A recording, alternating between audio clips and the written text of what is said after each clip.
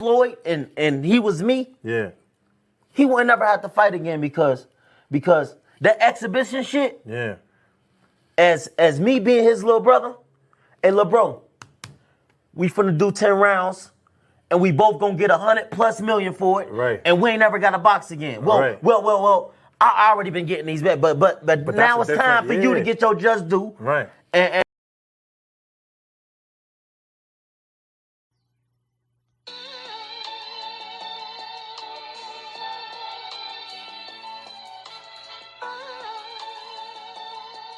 Yeah, you know the deal. We back again. Yo.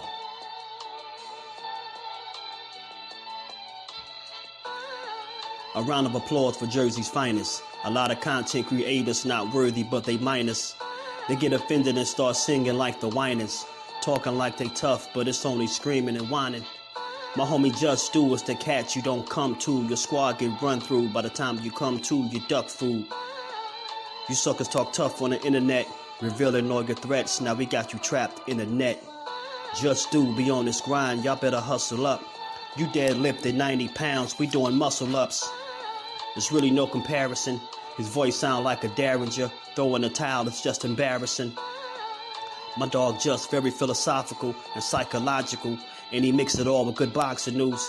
These YouTubers feel like Bishop, I guess they got the juice, but it's lonely at the top to just to feel like child abuse.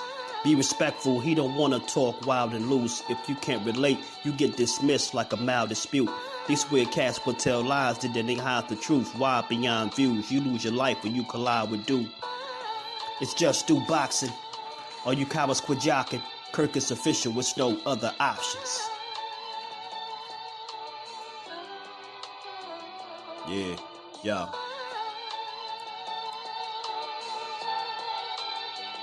You know the deal. Judah Ben, we in the spot. JusDueBoxing, yeah. And of course, shout out to Mrs. Do,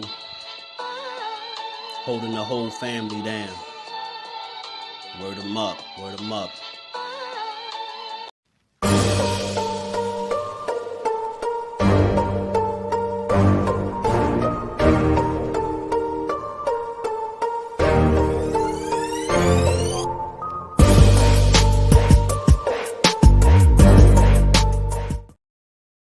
What up? What up? What's good? What's good? How y'all feeling? Salute to the family on this good Tuesday.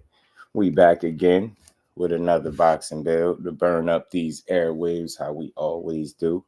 Y'all already know if you catch this on the playback, man, smash the like button, sub to the channel.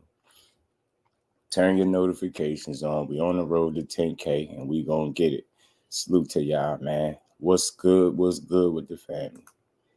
Wayne, Chicago, what's good with it, fam? How you feeling? Rude exposure, my guy. Shakur Stevenson, number one. The graveyard full of ducks. Man, we going to talk about it. Lonnie Lee, what's good with it? JBT family in the building. Ace, what's good, family? Emmanuel in the building. Thrill Hill, Lisa Smith, the queen is in the building. BJ33, Trey Skills, Tim Layton, JBT family. Kate Causey, Mike Mays. Hey, what's good, Mike? Cass Sports, what's good, Cass? How you feeling, bro?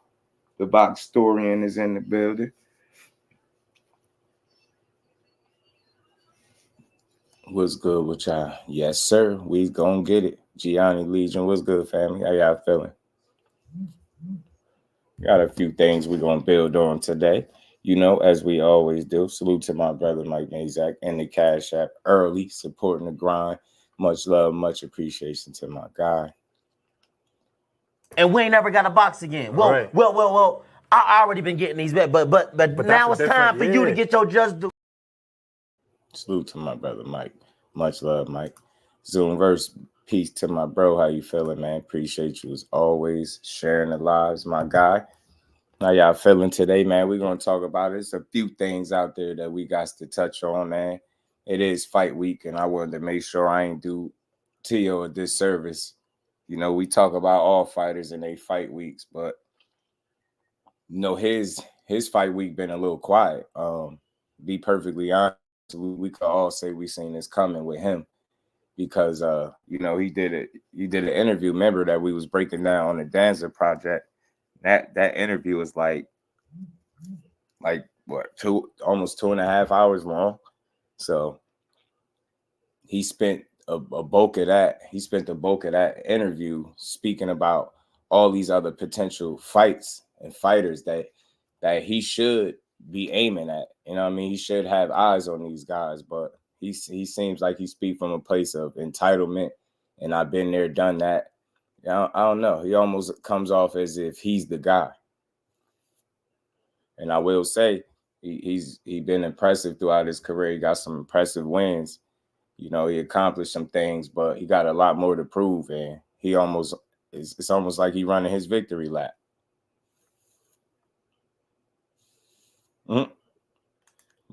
Folks are pushing fake narratives, like Tank and Dad both being available to fight one another. They all, man. They all not even be making no more arguments for Buddy until he figure out what he gonna do. You know what I'm saying? They don't even know who he gonna fight next, what his next move gonna be, and none of that. You let them tell it. You let some of them same people tell it to him. They said he wasn't vacating the title and he was gonna fight Sandor Martin and beat him up next. Now we see that that's not the case. So much for those people and those narrative pushers, you know. But let's talk about it, man. Y'all smash the like button. Let's build for a minute, man. Yeah, it's Teofimo's fight week, man. Like I said, where's the buzz at for this fight? A lot of times people anoint him the king of 140 and the king of the division. Now, look, I think he's the more accomplished guy out of the bunch, possibly, right? In terms of big wins. He got the Josh Taylor win, no doubt. He got a few wins outside of that, but you know, that's his biggest win, no doubt. Outside of that, as Lomachenko. So he got his big win so far at 40, but it's still a lot of meat on that bone. It's still a lot of, you know, hills and mountains that he ain't climbed at 140. Don't mess with Texas. What's good, fam? So salute to my bro Mike, man. Appreciate you always, man. Ace was good with it. We called a band fight. We don't care for T.O. All right, man. We gonna make it happen. All right. Salute to my guy Ace, man. Don't want no smoke with anyone. Yeah, so we gotta talk about this. And then we're gonna talk about Haney and the Shakur and Lynn Paro little clip of sparring that got leaked. We're gonna talk about it. But like I said, it's T.O.'s fight week, man. T.O.'s fight week. And instead of, you know, the talk being about who he's facing, if we just being honest, like I said, he spent the whole interview talking about, you know, from the Shakurs, the Haneys, the Rolly, the Tank, you know, the Crawford. Like you spent so much time highlighting these guys and talking about wanting to fight them. Lara was good with it, fam. That, you know, you said everything but let's fight. You know that saying they say, you know, they be saying, you know, guys say everything but let's fight. That's what T.O. is essentially saying when it comes to these fighters. I'm always about giving people their credit and they just do, but I ain't here to knock the dude. But like I said before, it's his fight week and it ain't no buzz really surrounding it. You got everybody still talking about, you know, Tank and Frank, you know, Shakur and Tank. You know, it's a lot of talking and none of it is surrounding Teofimo and who he fighting. And I think that's a result of his bad decision making, I think, in terms of picking this opponent. Now, I looked up some Steve Claggett, looked at a little bit of his work. Man, he can't be nothing more, nothing less than a showcase fight for Teofimo. I'm not trying to dismiss him, but the guy looks slow. He don't look like his technique is all that good. He look like he's going to be a live body in there for Teofimo to look good against. Like, I would be lying if I said that I didn't. That's not exactly what I feel about. That's what I'm saying. And that's what I'm saying. Trey 704 Joe, what's good with it? PJ's Big Dog. Salute to my guys. How y'all feeling? Appreciate everybody in the building, man. We're going to get to it, Stevie Crayola. Tony Vandross Williams Jr. Peace to the queen. How you feeling today? Mr. Him, Bad Girls Promotion, Smoothly, Kane, Showtime, The God Pass, Miss Joette, Rainer, Had to Eat, Chestnut James, Unheard of. Salute, Jay, New Jersey, Baltimore. Salute to the queen. How you feeling today? But yeah, so this is where we at right now. he got a fight approaching this weekend. Like I keep saying, it's not enough talk about it, and I think he could blame himself for that. Stressed Out Boxing was good with it, fam. Like I said, he's speaking about all of these other fighters, and he had more notable names to pick from. And here we are, we stuck with Steve Claggett. So that's why I say, man, miss me with all the Terrence Crawford calling out. You don't really want to fight that guy. I don't think so. That's not the dude to be playing with. As I said, I don't want to beat a dead horse, but the focus more so is not just the interview and things he said. It's the fact that he obviously has to know this fight ain't hitting on nothing because he spent such an insignificant amount of time speaking of the fight. Like he was talking about everything else, everybody else, speaking about money, people fights, how they fight, all these different things. And I just don't feel like his focal point is enough on this fight because he just delivered a piss poor fight. You say, yeah, Kenneth Sims out, Elvis Rodriguez on the table. Yeah. So what that's what I'm saying, BJ. And to throw in for what it's worth, he had more tie as well, BJ. My boxing mom is in the building. Barbara D, how you feeling, Queen? Good to see you as always, man. Much love and appreciation to everybody in the building. But yeah, he has some better names on the table, and this is where we at. We got Steve Claggett. And again, like I was saying before, man, my biggest issue is not so much that he's taking this fight with Steve Claggett. Yo, I'm a guy I'm very understanding of plans and people making moves and different things like that, and taking this is pretty much like a tune-up fight, like a get-back fight. You get what I'm saying? He's fresh off a performance with Jermaine Ortiz that didn't go so well. He didn't look so good, and he spent at the end of the fight talking about he ran. So whenever you hear that, you just know a guy didn't feel confident in his performance. So I said this to people. I said since he's been at 140, he's had this up and down roller coaster kind of performance in terms of consistency. Up one fight, down, up, down. And that's what his last fight was, a down fight. So I said, man, I anticipated him kind of taking a softer touch, possibly to kind of get some confidence back, look good, probably get a knockout. That's what he wanted to do. He wasn't able to do that against Jermaine Ortiz. He didn't even come close. And as a matter of fact, he didn't look all that good in that fight. So look, I ain't try to crucify him for the Steve Claggett thing, but listen, if you just take this fight quietly and just call it what it is, hey man, and I know it's hard for these dudes to be this honest and transparent, but that's what we expect of you, especially when you talk a lot. If you would have just came out and said, you know what, I'm taking a lighter touch, man, a little confidence builder, anything like tune-up fight, you know what I mean, until one of the bigger names is available. You know what I mean? I had some other guys on the table from, Kenneth Sims. Like, it's a way to spin this without it being a negative. Yeah, I had some other names on the table, but you know what? I took a lighter touch just in case. You know what I mean? You take a lighter touch and don't mess up the opportunity for getting a potential bigger fight.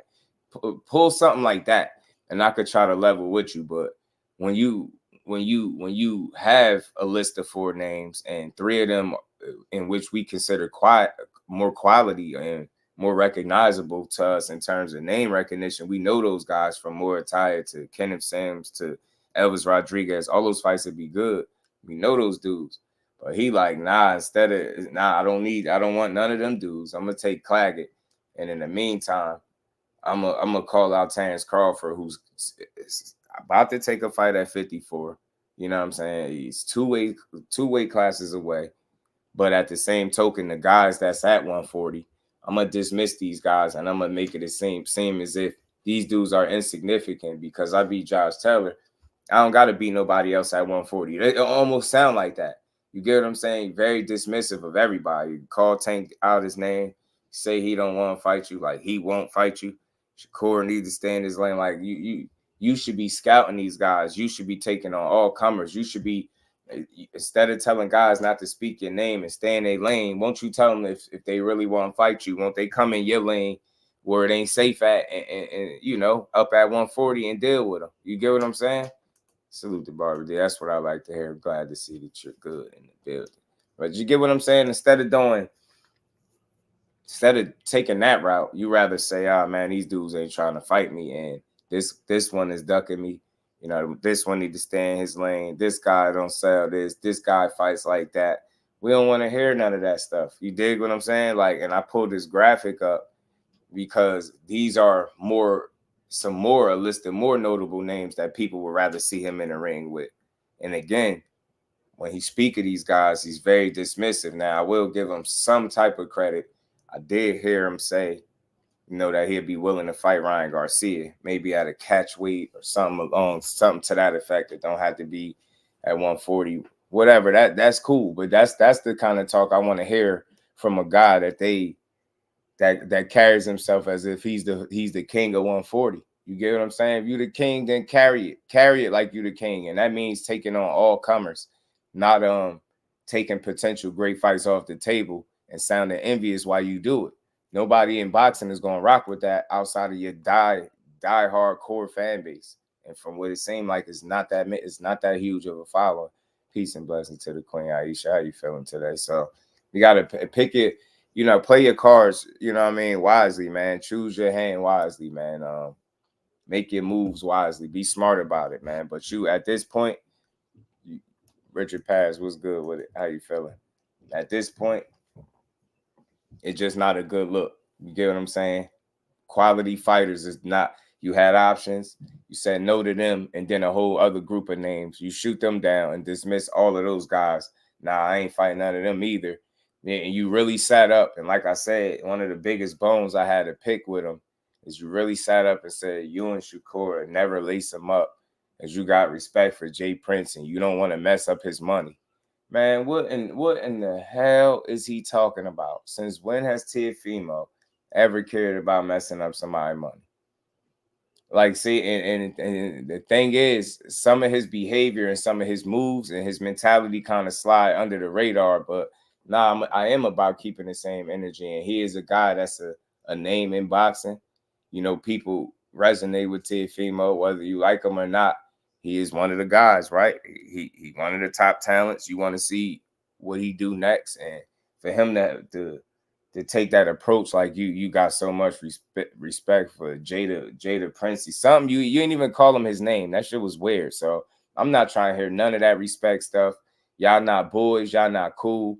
He clearly said he'd beat you. He'd go up in your weight class and beat you. I don't want to hear you taking fights off the table. Meanwhile, picking subpar opposition that you could look good against and saying that quality guys don't want to fight you. Like I can't rock with it. Mr. Empire, what it do, family? How you feeling? Cheers, sure fought the winner in Pitbull and Ryo. I wouldn't mind that at all. Yeah, man, T.O. was bugging. Thrill Hill was good with it. Barboza lost. Nope. He's still unbeaten. That's a fight that he could explore. We would have took a Barboza fight over Steve Claggett. And again, I'm not here to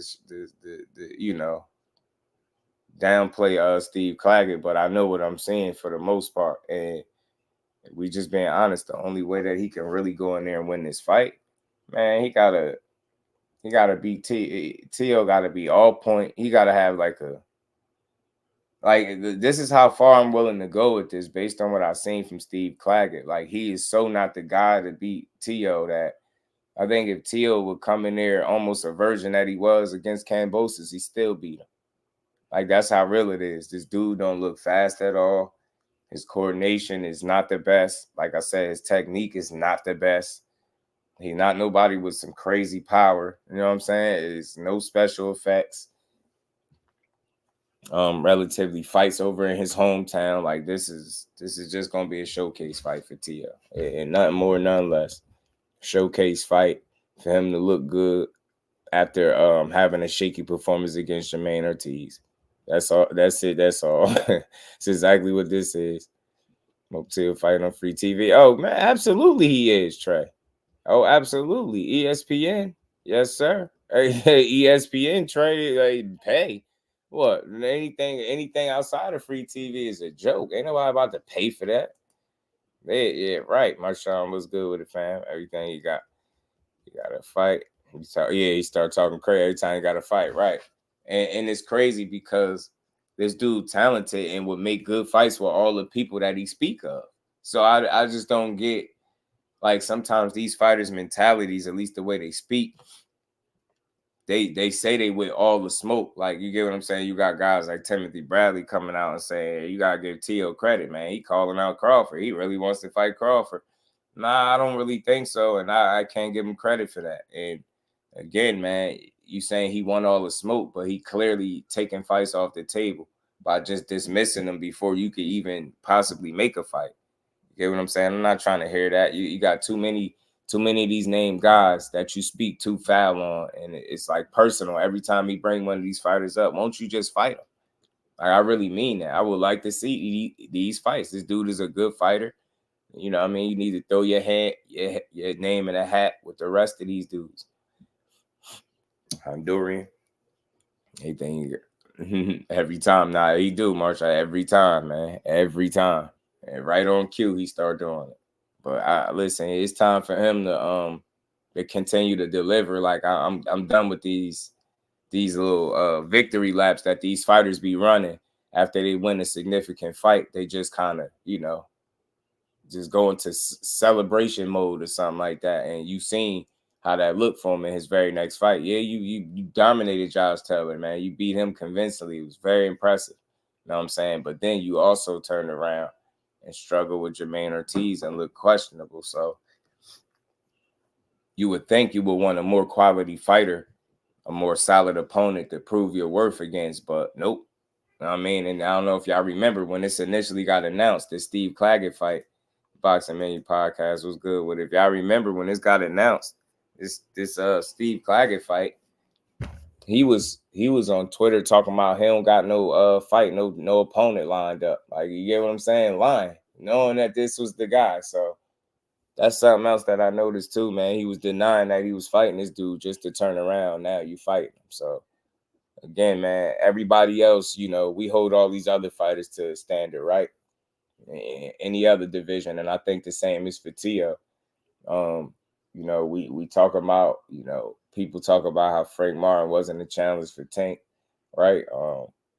People saying, Shakur fighting Artem and how he need to look and what he need to do. Well, I think the same thing applies for all these guys, and the same thing for Tio. You know what I mean? Ryan and Dev had their shot. We seen what that was like. We see how that played out. And you got, you know what I mean? You got Shakur coming up. You got Tio before Shakur. You got Tio this weekend. Shakur, you got Boots. I want to see how all these dudes perform. They all set a standard, and they all need to perform at it. You know what I mean? For us to be impressed. So I'm looking forward to all these fights. I'm not necessarily like checking for Tio and Claggett because I think I know what that's going to be, but at the same time, it's boxing and I love it, so I'm gonna check it out. But I just don't expect. I don't expect no surprises out of this fight whatsoever. There will be no surprises in this fight for me. I think Tio's just gonna go out here and kind of get his confidence back. That's gonna be the perfect opponent. He's very limited in my opinion. Like I said, he's a bit slow from what I've seen.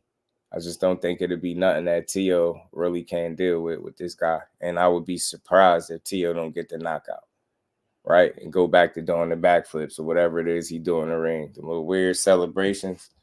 That's what you could expect to see, y'all. So I'm letting y'all know that now. So get ready for that because that's what's about to happen. Tio got a showcase fight coming up this weekend and ain't nobody mentioning it. We'll be going crazy on KUR and Tank and the rest of these dudes, the Devins for their opponents and their fights. Tio ain't off the hook. He the king, right? He the king of 140. The king of 140 about to fight this weekend, and nobody talking about it but me. Ain't nobody talking about it but me. Hell yeah, it's free. It better be. Tio hasn't mentioned Clark, and none of his interviews late. Trey Scales late. Miss Joette, peace to the queen. How you feeling today? He mentioned it late in the Dancer Project interview. It was mad late in the interview though. He was like, I'm gonna get. It was even one point in the interview, that he was speaking so much on everybody else that he said he had to say, like, I'm gonna get to the Steve Claggett fight, but I just gotta say this. You just gotta say this. Yeah, let me spend 2 hours hating on these other fighters and talking all this other random stuff that don't got nothing to do with boxing. And then, oh yeah, I'm fighting Steve Claggett this weekend.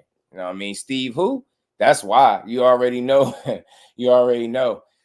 People try to praise you so much for your resume, but fights like this seem to slip under the radar. And like I said, man, You just expected more. Now, the difference, this is the thing, the difference between him and Shakur, and this is nothing personal. It's just an observation.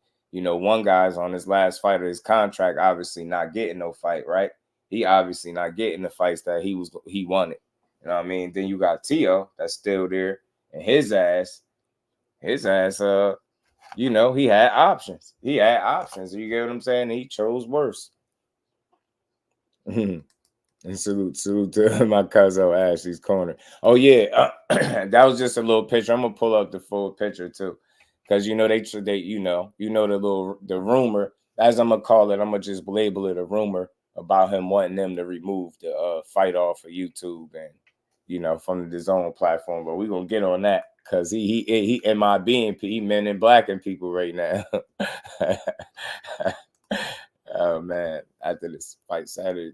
His father was bragging about how great he is. Right, my son. And my son, I told you, my son was go out here and knock these guys out, man. My son, he hits too hard for these guys, man. He's too strong.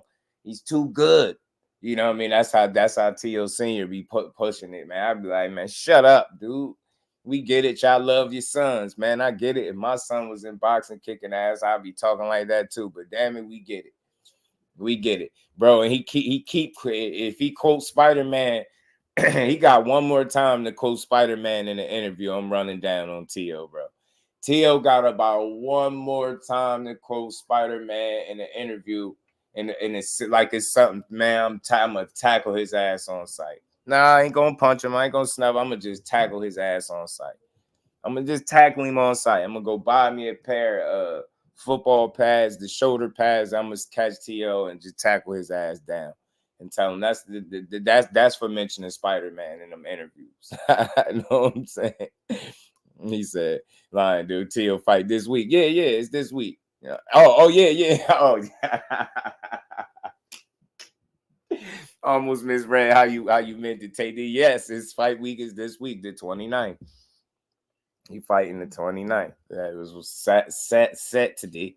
Set today. Yeah, that's how he be 704. My son. See, I told you he's too strong, too powerful. He hits too hard.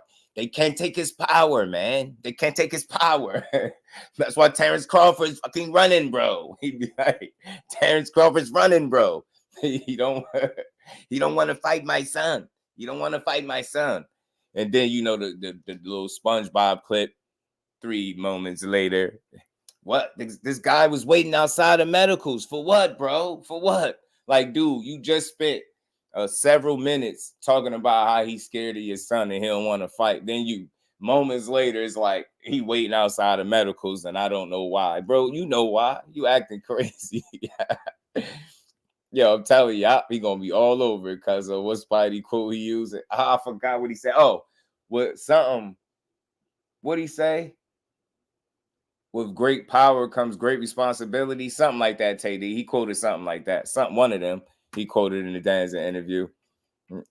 Salute to my guy, Big No Gaming.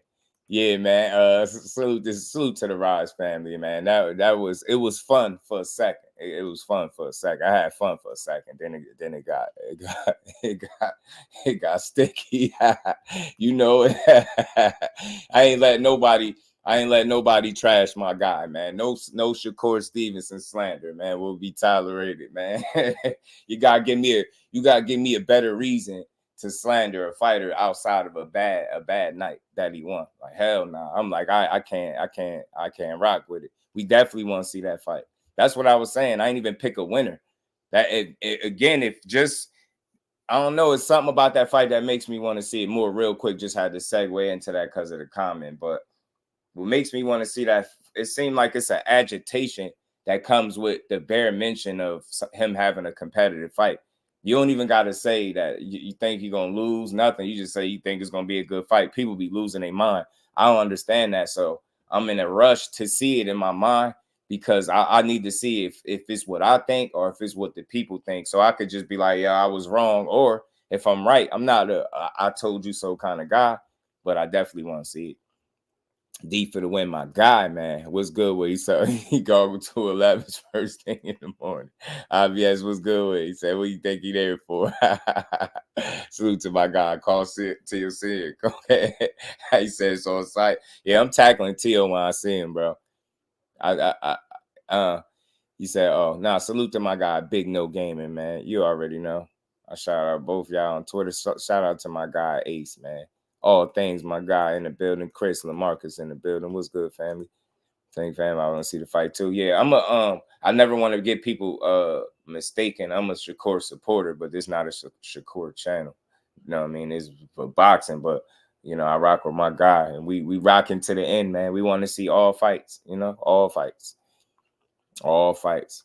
Now, I wouldn't be surprised either way, bro. Either way. That's why I say we got to see it. We can't kill the fight.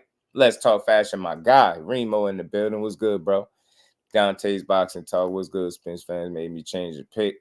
I'm not falling for it again. I think, hey, you're not going to fall for the banana in the tailpipe, huh?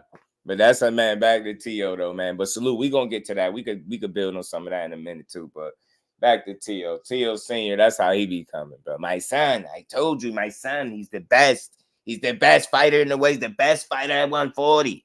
He's the best fighter at 140. Terrence Crawford don't want to fight him. Terrence Crawford's ducking my son. My son. My son. Man. Mike Biggs boxing, my bro. What's good with it? Then he be like, no, Poppy, no. And Tio, we losing it, bro. We not catching no more lemon fights. We not watching. Capone was good with it. I ain't trying to hear none of that. People, I just hear excuses when I hear people saying stuff like that. Cause we it's like we unrealistic as fans, and we can't do that. You can't dismiss guys after bad nights and wins, like what we talking about. And then especially when everybody on your resume ain't as good as that guy. And we need to stop playing and acting like it's any debate. That shit ain't up for debate. I'm tired of people playing. If y'all can have Superman, Incredible Hulk confidence in your fighter, don't tell me I can't have confidence, realistic but logical confidence in the guy that I rock with. And I rock with them both, but people be playing too many too many one-sided games. I don't like that type of shit. You know what I mean? Nah, Capone, tell Loma to get in there with him first. You got to tell Loma to get in there first. People be ignoring too many factors. Tell Loma to get his ass in there. You know what I mean? He got to get me fight with Cambosis. Now tell him either Tanker or Shakur. He shouldn't fight nobody else. Aquaflex was good with it. And I hope he don't got no other option. I hope that's his only option. You know what I mean? You obviously ain't fighting KUR. So get in there with Tank and get knocked out or whatever's going to happen. Get knocked out. I mean, but let's get to it. Let's get back to it. But yeah, man, fight week for Tio. Bam and Estrada is fighting too, man. That fight is definitely worth it. That's going to deliver, man. Bam Rodriguez, I think, is a young special talent, man. He continued to prove it. I love his resume that he carving out for himself. Man, Robert Garcia got him one. I gotta be honest. Robert Garcia got him one with Bam Rodriguez, man. That dude really can scrap. He really can scrap. And really smart fighter, really smart young fighter, man. Promising young talent, man. I love to see him fight. He always a good performance, always entertaining. Just smart. I love smart fighters. And again, he ain't no crazy big puncher or nothing like that. He just can box and he can do it all. You know what I'm saying? Very well-rounded fighter, young, just impressive. He improved from fight to fight, and he really learned from fight to fight, and you can see it. You know what I'm saying? You can really see it. And be at that band fight, Just. Oh, yeah, Ace. That's what's good, man. Enjoy that, man. It's always good to hear that the family going to these fights, man. Bam and Tio. Yeah, D for the win, because we know what we getting with Tio. You know what I'm saying? Like, we that matchup is just not as intriguing as Bam and Estrada. You know, Bam fighting a future Hall of Famer, potentially in Estrada. So he just continued to impress, and this dude go and wait, get these titles. All these accomplishments at a young age, man. I love watching Bam. I love watching him fight. Yeah. I want to see if he stop him, TD. I want to see if he could put the feather on the cat. You know what I mean? Put the feather in the cat with a stoppage. I still would be impressive if not, though. B-Dog was good with it. Like, Tank, he's still going to fight Shakur. If he loses Shakur, he may not get a Tank fight. Oh, if Shakur lose, he may not get a Tank fight. You saying? Yeah, I think. Look, they just got to keep winning. More importantly, man, both guys, you want to see them keep winning, which I think they will. You know what I'm saying? But that fight need to be made sooner than later, for sure. I mean, it's deeper than a win or a loss, man. The hell with that fan base shit. We want to see fights. True fans of the sport want to see the fight more than you care about seeing any one fighter lose. I don't give a damn about it. I want to see fights. Better Blue Clagger. Yeah. That's why I say everybody else held to the standard, B-Dog. He ain't off the hook. Tim Stoudemire. What's good, Brody? How you feeling? He ain't off the hook. You know what I'm saying? He got to perform at a level too. And he picked, and we know what his four picks was, and we know which one he chose. He definitely got to stand tall and perform. And we can't see no weak ass fight from him. Can't see it. I don't want to see it. Waiting to see Haney fans hop on the Loma bandwagon. That's gonna be funny. That's gonna be funny. Corner stoppers or something, maybe doctor. Yeah, I want to see an ass whooping. No, but yeah, it's no buzz for this Teo fight. That's why I was saying, Tim, like it's Teo fight week, no buzz. And it's crazy. And he ain't do himself no favors because he had a platform. And I get it, you want to get stuff off your chest, and you probably can't spend the entire interview talking about the fight. But y'all the fact that he decided to talk about so many other fighters and other options. You done called out Terrence Crawford again. But before you even talked about the guy that you got right in front of you. So is your stomach bigger than your eyes? You know what I'm saying? Your eyes too big for your stomach kind of deal. Like you looking ahead, but are you looking at what's right in front of you? You dig what I'm saying? You looking a bit ahead, but you kind of not looking at focused on what's right in front of you. And that's what tells me, man, I don't think he overlooking this dude. I just don't think he's anticipating a threat. You know what I'm saying? He got the chance to pick this guy. Oh, yeah, TD, T.O. other options, man. That's why I love to fill y'all in. And salute to my guy, man, the Fax Machine, LetsBuild, man. Always got to shout my guy out. But T.O. had other options. He could have fought Kenneth Sims, TD. He could have fought Elvis Rodriguez or even Morataya. They offered Raymond Morataya, who's at 35. And he would have been moving up.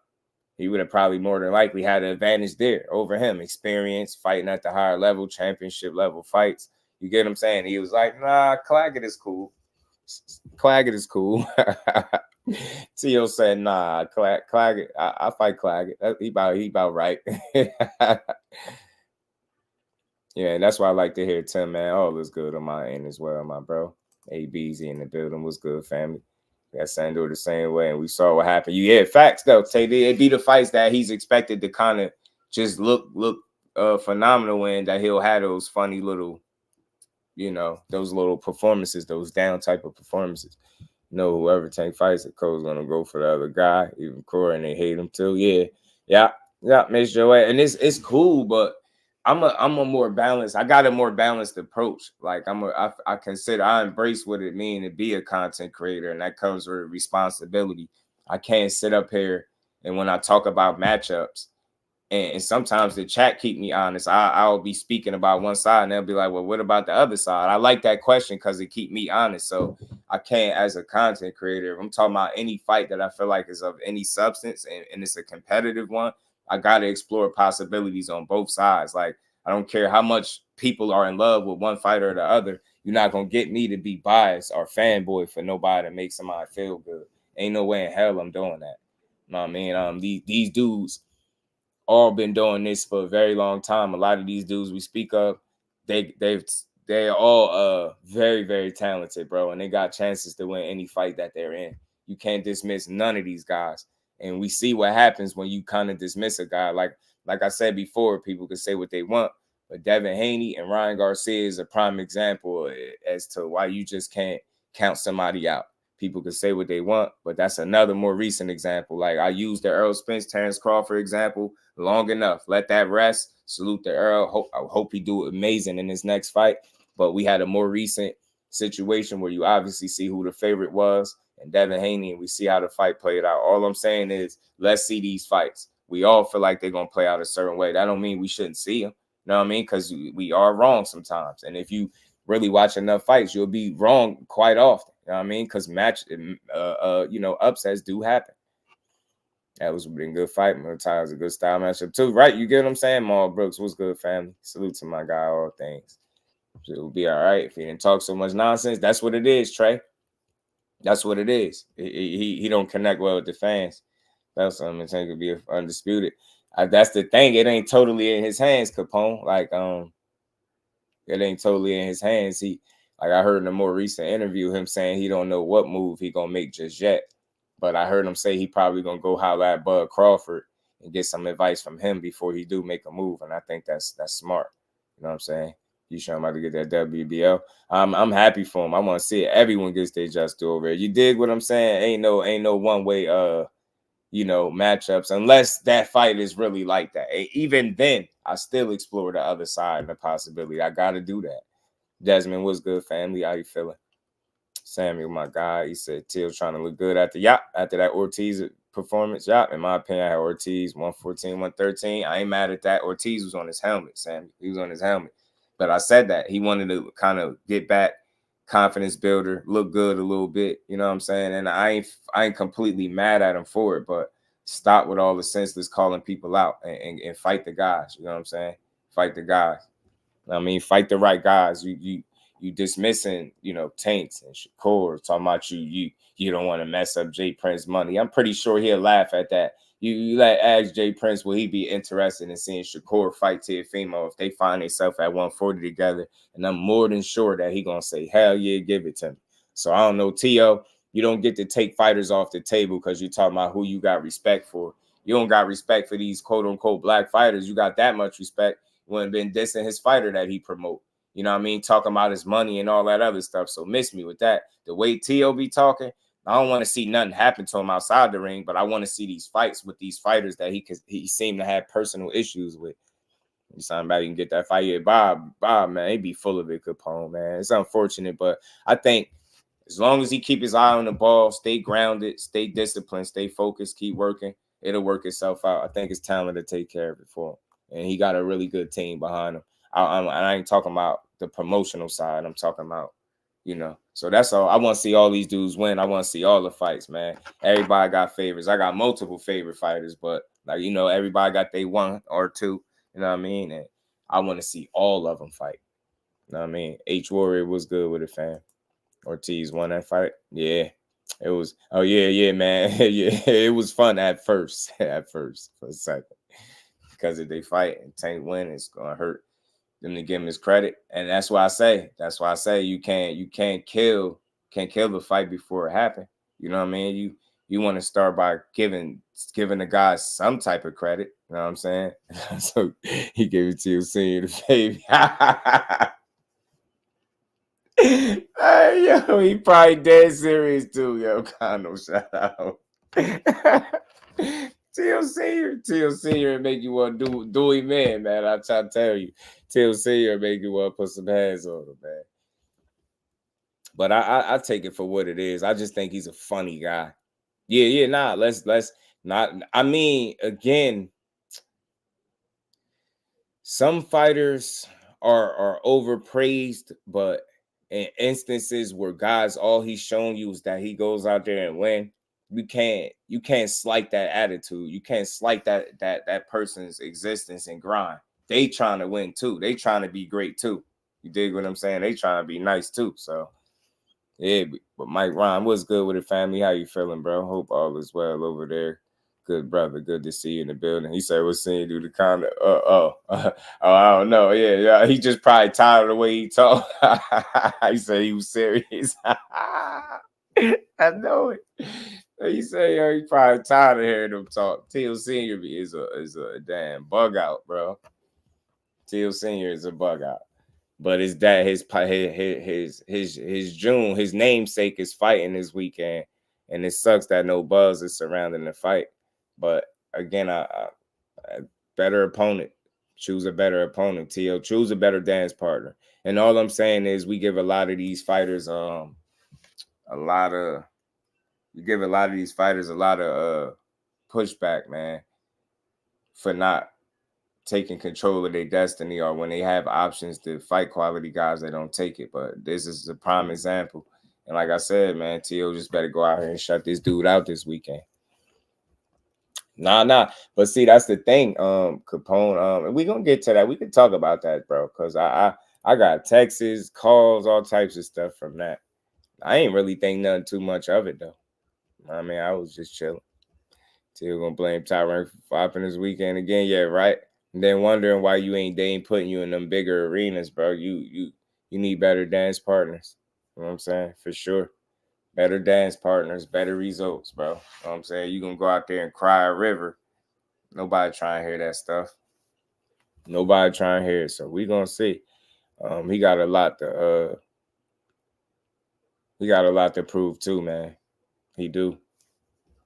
And he ain't gonna have nobody to blame but himself because he had options. And that's why I keep saying them options. He chose the lesser of the evils, the path of the least resistance. That's what I'm saying, Trey. And that's why I'm here again to say that this is why his fight week buzz is sucking. Like, people talking about his interview, but they talking more so about the crazy stuff he was saying on the interview rather than who he actually want to fight. So, the black fires, the COVID, right? PR boxing was good. Don't count out Matias and Gary. Going to bounce back for sure. PR boxing, I believe that 100%. And I'm a little disappointed how people trying to make it seem like all of a sudden Matias took a loss. Now he wasn't a monster up there at 140. Well, newsflash, he's still a monster. And if everybody feel like he's so easy to beat and he fooled, please just start beating his ass. Cause I want to see. I'm tired of hearing how dudes is bums and ain't nothing one-dimensional, easy to beat, and ain't nobody beating them easy. Matias just had a war, man. He put Paro through it. Paro ain't get out of there unscathed. He was getting touched, man. You know what I mean? He had to weather storms. He had to fight back. He had to fight hard. And Matias, like, I like him because he blamed himself. He said he went in there with no game plan. So I think that kind of cost him. Gary, right in line for another shot. Exactly, Dante, and I love it. A1 Hoops, oh my God, what's good with it, bro? How you feeling? He said they can keep the black fighters. Keep the black fighters. He even talked about Rolly in that interview. He even talked about Rolly. That's why I say, man, everybody he was speaking about, he didn't sound like he wanted to fight none of them. He sounded like he just wanted to use the platform to vent about all the fighters that's in position or doing well for themselves. He wanted to find a way to draw a negative from that instead of saying, you know what, all these dudes be talking. Shakur be talking. He had 135. Come your little ass up to 140 and I do whatever. You know what I mean? I'll beat your ass. Like, I want to hear that.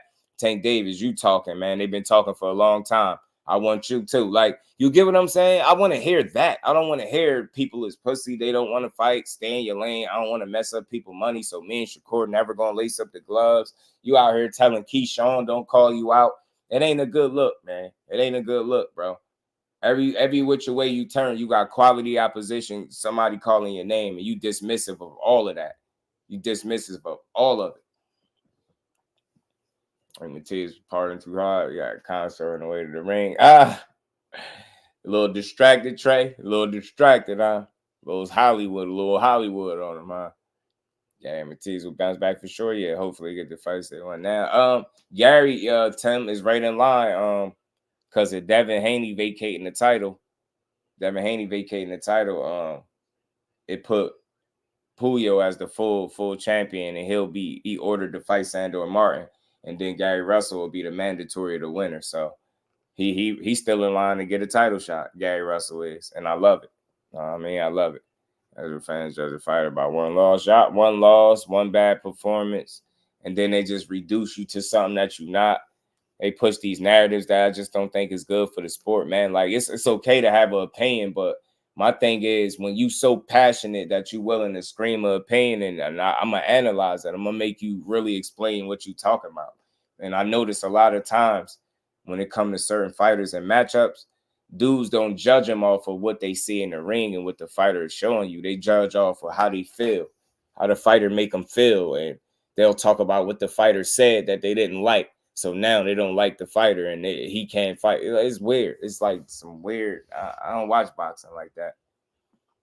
Tank said, I still want to fight dude because I don't like him. Yeah, fight him. Let's get it. I want to see him all, man. Say, yeah, me too.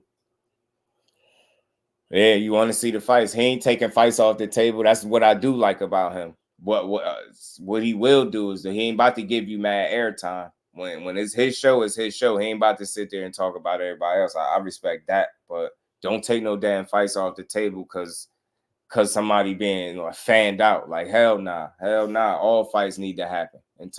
Especially when we talk about dudes that don't do shit but win. Winners win, and winners need to fight winners. You dig what I'm saying? In some case, winners need to fight the losers, right? But definitely when you at the top, all fights should be made. All those narratives and all them weird ass questions, them shits to the side, man. Make the fights and let's see who's gonna kick ass, man. Let's see who's gonna win. Then we really could talk some shit. Think about how much shit people really could talk if you write about the guy. You know what I mean? When the fight happened, you know what I mean? It go just how you said. Think about the crow that I had to eat. Being Boxing News, my guy, what's good with it, bro? How you feeling? Night Money was good with it. Shakur just gonna run down. Nobody want to chase nobody all 12 rounds. Well, when you one of the best fighters in boxing, sound like an excuse to me. Y'all better stop making excuses for a fighter that he don't need. All that running shit is a narrative, man. I've said that before. I'm gonna keep putting people on the spot because we over here we talk real boxing. We don't just push narratives. Now again, since you came in here with the running narrative, what fights out of 21 that he ran? I'm tired of this. We're gonna put this shit to bed. Now watch how this conversation go. Watch how this go. Name them fights, Night Money, that he ran. I seen them all. I just want to know if you really watch boxing or are you just pushing narratives too. I mean, what fights did he run in? I'm trying to figure this out. I'm trying to see something. I ain't asking for a friend. I'm asking for me. I want to know.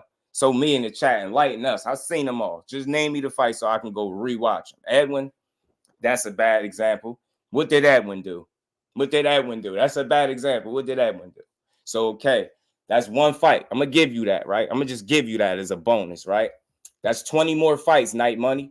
What he doing them other 20 fights, bro? What he doing the fight before Edwin? Night Money. You watch boxing, right? What he do? I'm tired of the narratives. We ain't doing this. I'm gonna show y'all why you don't slander. We don't slander fighters. We just give them their credit. We don't gotta feel the same about all the fighters, but we ain't gonna push the narratives though. You know what I mean? We ain't gonna push no narratives. Name me the fights. Okay, you got Edwin. We got 20 more fights. Name me them fights. I want to hear this shit. We gonna put an end to all this running narrative stuff. You get what I'm saying? Then let's run the fight. So what he do in the fight before that? I want to know. And then the fight before that, I want to know. And then the fight before that, I want to know. Cause I seen them all. I just want to know. I want to know. Edwin landed 40 punches, Capone, and he ain't pressed the issue. And then when they asked him why he ain't pressed the issue after the fight, Capone, you know what Edwin said? After saying he had pillow fists, he said, I ain't want to get caught with nothing. Next, nice try, but no cigar. Close, but no cigar. You dig what I'm saying? Close, but no cigar. Bad move by Hitchens, moving on from the IBF what took place in PR. Damn.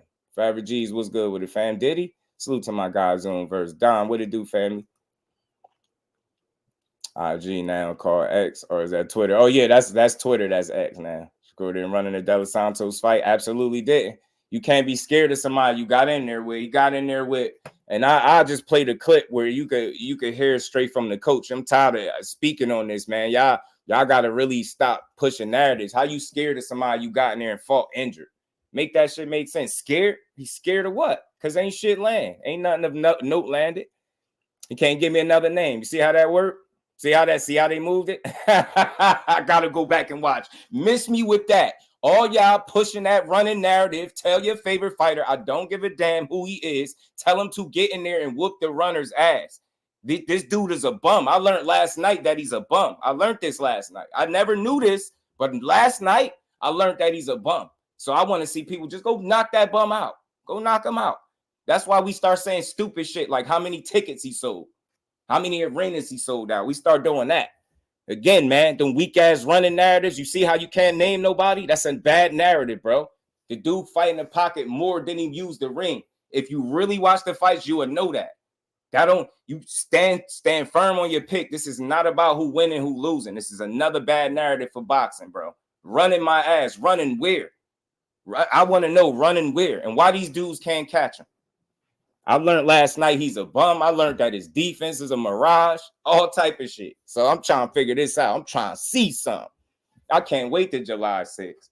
Watch what the narratives be. Oh my God, he fought Frank Martin leftovers. Watch what the narratives be once he beat his ass. She ain't getting there with nobody on that picture. Nah, bro. You again, I ain't gonna let you move the goalpost. Val, what's good with it, bro? He said, I learned this last night. You get what I'm saying, Reef? I learned this last night, bro. I never knew this shit, but I learned this last night, though. I learned that people is even willing to argue numbers. That you can't argue that, but they'll argue that too. Hell nah. Hell nah. We gonna see how that get put to bed. So can we please stop with the running shit? Y'all naming one fight, and that's a bad example because we got a guy that landed 40 punches and wouldn't press the issue and didn't do shit. He ain't do shit. He ain't do nothing. I'm tired of that. Edwin ass said he didn't want to get caught with none after the fight. Not when he got pillow fist. You dig what I'm saying? When he got pillow fist, you just got to go beat his ass. Ain't no way a one-handed pillow fist fighter and you hit him 40 times and y'all think y'all got a leg to stand on demanding a rematch that don't make no damn sense. That man lost with a one-handed fighter and he was fully good. Great training camp. He was in great shape and everything. Went out there and laid a dud right with my boy. They dudded together, damn it. Big Dre, what's good with it, bro? How you feeling? Square, I beat Tank hardest fight, but I got Tank. Ain't nothing wrong. Hey, Ace, even if you said you got Tank by knockout, there's just don't argue that. I don't argue that, but I will argue somebody making it seem like it's going to be one-sided. I will argue somebody trying to downplay one fighter and big up the other one. Now, we not doing that shit. Hell no, we not doing that. We're not doing that, especially when that one guy is better than everybody else on your resume. We're not doing that. And as you are, everybody on his resume. I'm very consistent. Very. We're not doing that shit. I heard last night Leo Santa Cruz was a better fighter than Shakur. That's when I knew. I knew something was going wrong. What? Leo Santa Cruz? Man, that took me I was like, man, I was mind blown. I said, damn it, Leo Santa Cruz? Leo Santa Cruz is better than Shakur. That's wild. I ain't never know that. They say John Wick was good with it. An amateur. I listen. I can't say somebody fight like an amateur. I think that's pedigree, bro. I think that's the Olympics, bro. I think that's what the Olympics is, bro. I think that's what you see. I think you see pedigree. I personally don't feel like he fight like an amateur. I haven't heard any coaches that seen him say he fight like an amateur. I haven't seen it ever in my life. So I haven't heard many fighters say that got in a ring with him. So I can't really push that. Salute to my guy saying what's good with it. The rise is in the building. Notice, bro. Notice. You said I'm gassing, but what I gas? Now look, I'm putting all this shit to bed today. I got time. I'm making time for this today. Today I'm making time for this. Y'all smash the like button, sub to the channel. Let's keep rocking.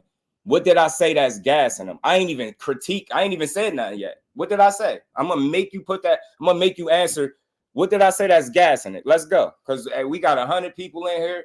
Let's hear it. I want to hear it. What did I say that's gassing? We gonna put all this shit to bed. We gonna just show y'all that y'all don't know how to give credit where it's due. That's all I'm asking. You don't switch your pick. I don't care about your pick. Your pick could be what it is, but you gonna give credit both ways. We don't do no one-sided build-ups. Hell no. That's how you shit on the fight before you get it. Say, Leo. All right, let's go. I like that. At least you answered, bro. Who in here? Show of hands. Let's participate because I'm making time for this today. Who in here think Leo Santa Cruz better than Shakur? Yo, what the Yo, who the hell? I want to know. Who the hell think?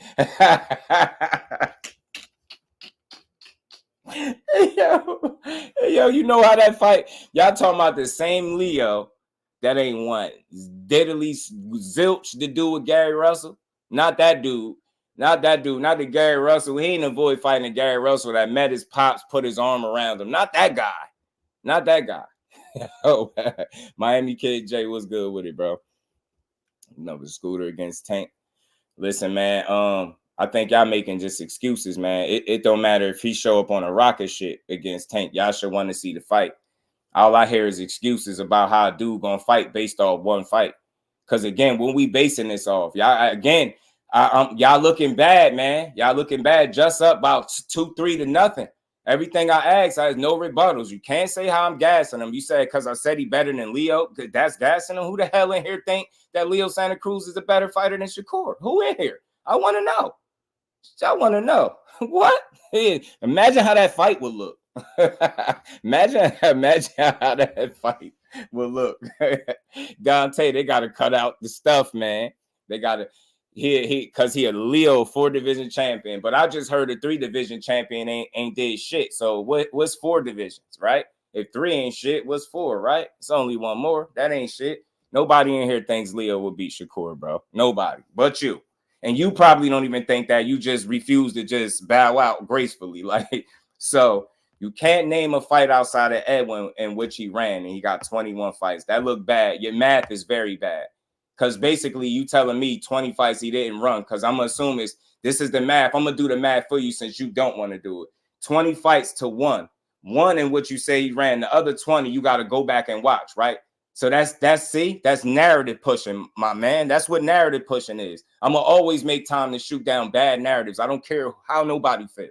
That's a terrible narrative. You don't know not one other fight. You got 1 fight out of 21. What kind of math you doing? You got 20 to 1. And that makes him a runner. Yeah, I seen it once. Yeah, he's a runner.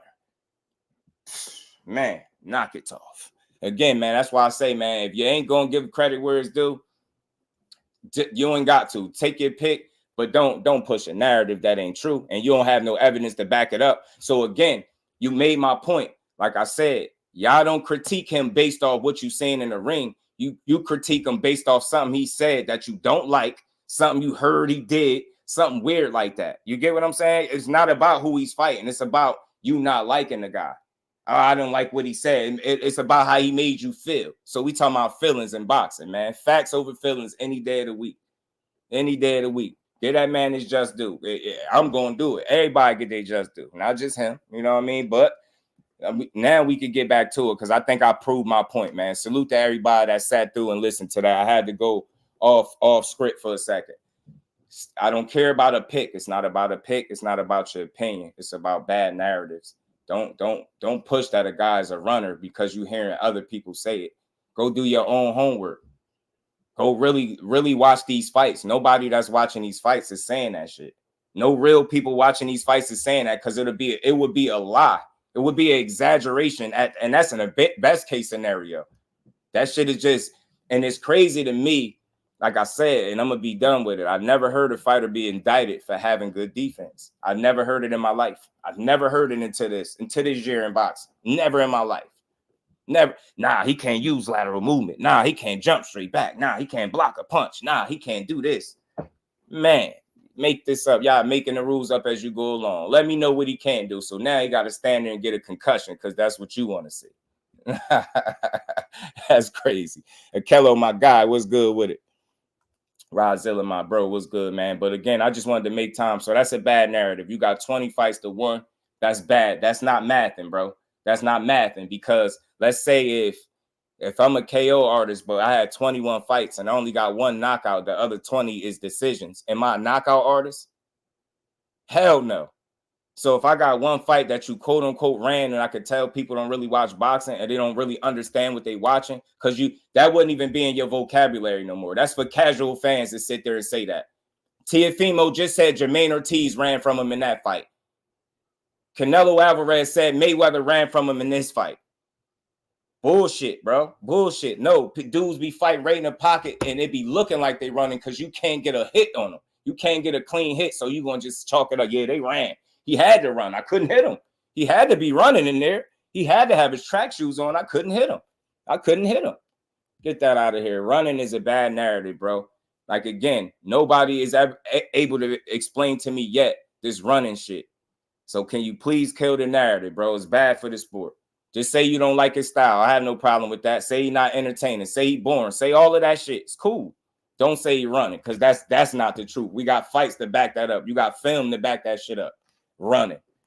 Man, tell them dudes to catch him. Everybody's so much better than him and he a bum after what I learned.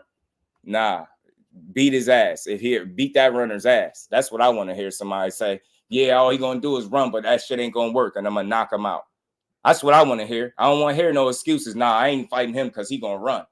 Yeah, it sounds like a bullshit ass excuse. Sound like you don't want to fight when you say that. Stop making weak arguments for one of the best, absolute best fighters, best and most complete fighters in boxing. He don't need y'all making weak arguments talking about somebody going to run.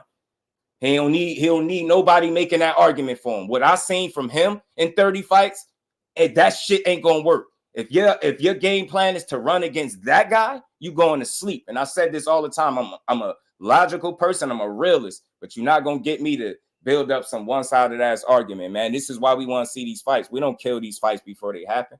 Stop talking. Oh, how you now we telling people how they should fight. Now we telling people how to approach fights. Yeah, because you're not willing to take punishment.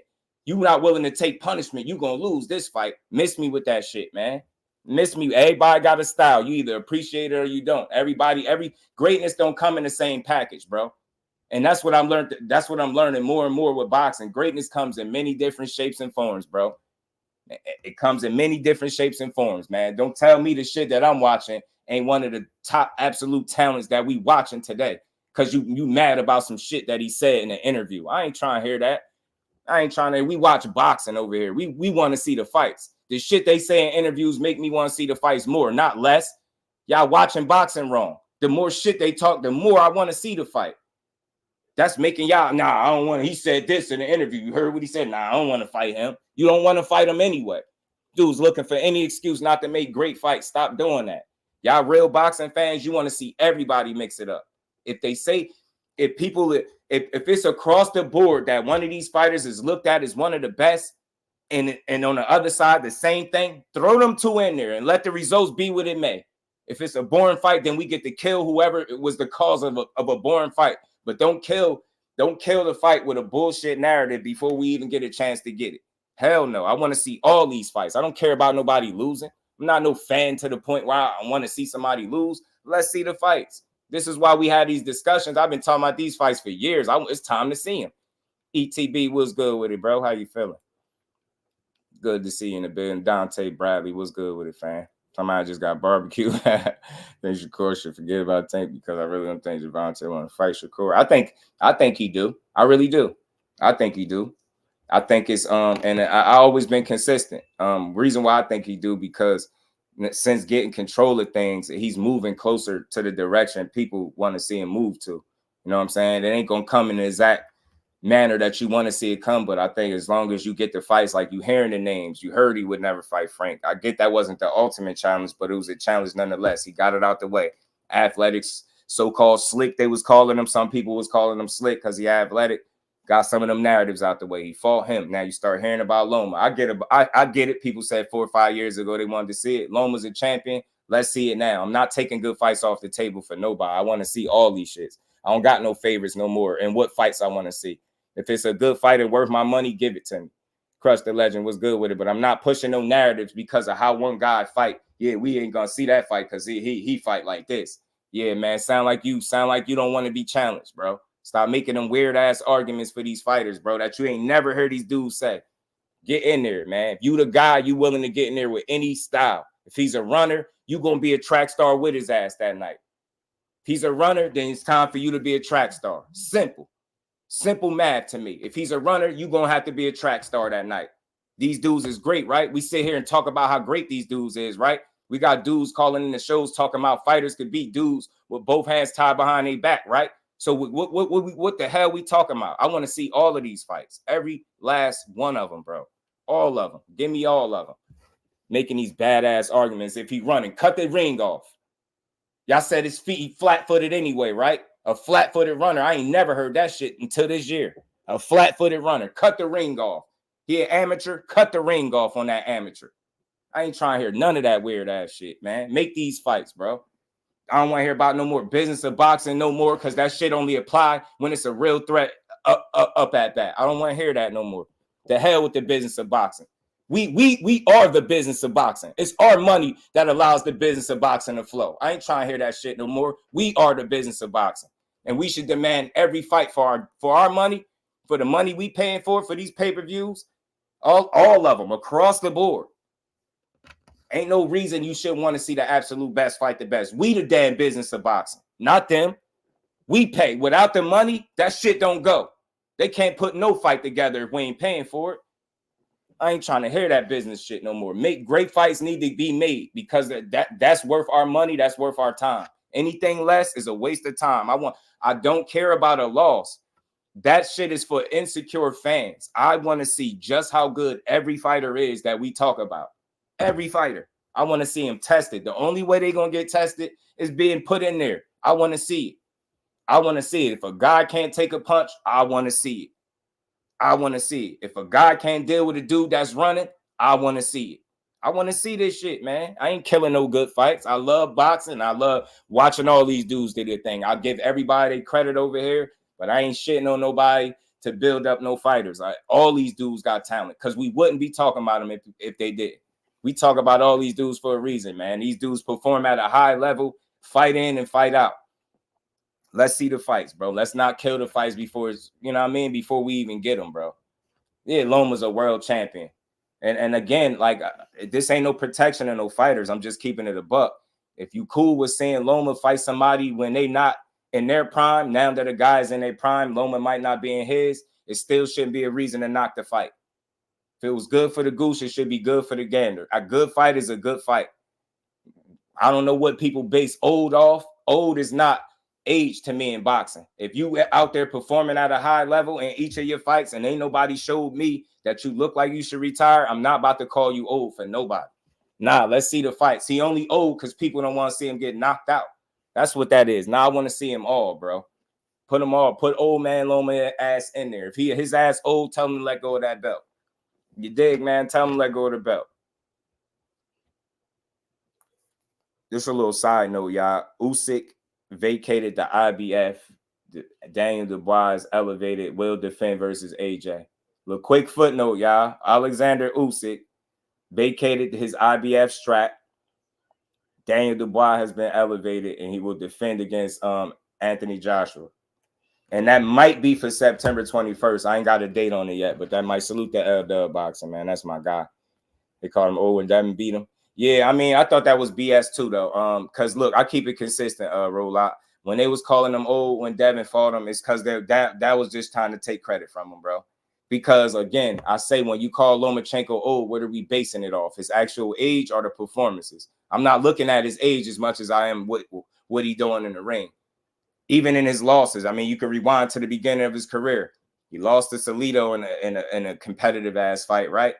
Beat Gary Russell, right? He lost to Teofimo. He gave him hell in the second half of that fight. He damn sure didn't look old in there. He gave more recent memory, gave Devin Haney hell. He didn't look old in that fight. So you get what I'm saying? People be going off their feelings and emotions, not what the sport of boxing is showing you, not the body of work.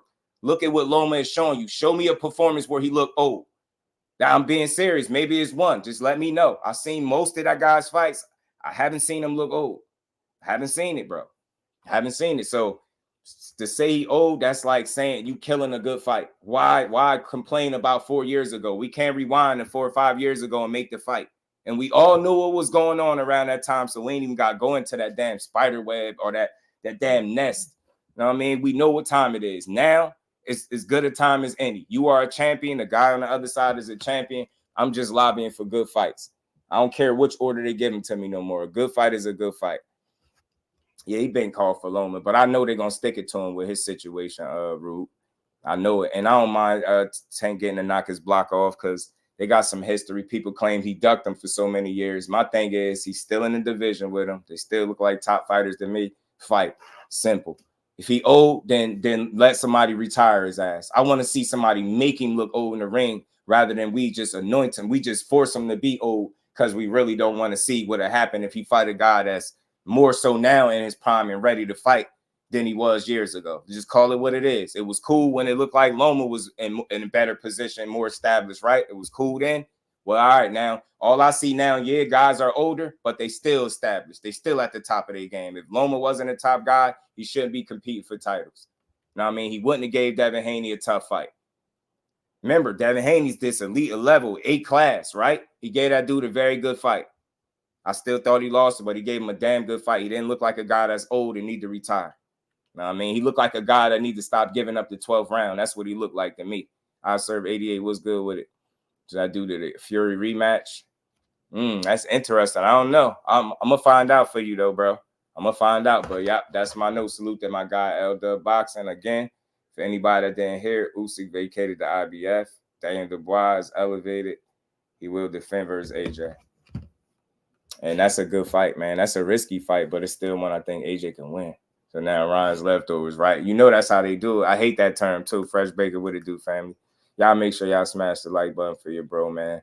Loma old, and I guess Crawford is real old. That's what I said. And then when I said that, Mr. Way, well, you can't compare Crawford and Loma. They're two different. It's like, bro, they're age. That's it. I'm not comparing talent, none of that, skill sets, nothing. If Loma is old because of his age, then Terrence Crawford is very old. Like I said, you know what I mean? Like you said, you know what I'm saying? Like I was saying. So don't give me that. He only old because people don't want to see him get knocked out, bro, or see him potentially get ended and actually look old against somebody that can keep up with him in there. Nah, let's see the fight, bro. We don't know what's going to happen. I'm telling you, how many more upsets in boxing do we need to see to stop just shitting on fights because you think you know who's going to win? And I hate when somebody tell me how long they've been watching boxing. I don't care about that. You could be watching boxing for 100 years and still be wrong. It's just a boxing pick. Anything can happen in boxing. You learned it with EJ and Bud. So many people was telling me it's going to be EJ's easiest fight. I don't even want to get into that. We see how that played out, right? And it wasn't even an upset, if you're being honest, because he wasn't the favorite. But for some people, you know, it was, right? Devin, Haney, and Ryan, another prime example, an upset, right? Upsets happen in boxing, bro. Camboso is the best fighter. He never been stopped. And Loma old ass did that. Got to give him some credit, right? Nah, they not. But that's Cambosis, though. I get it.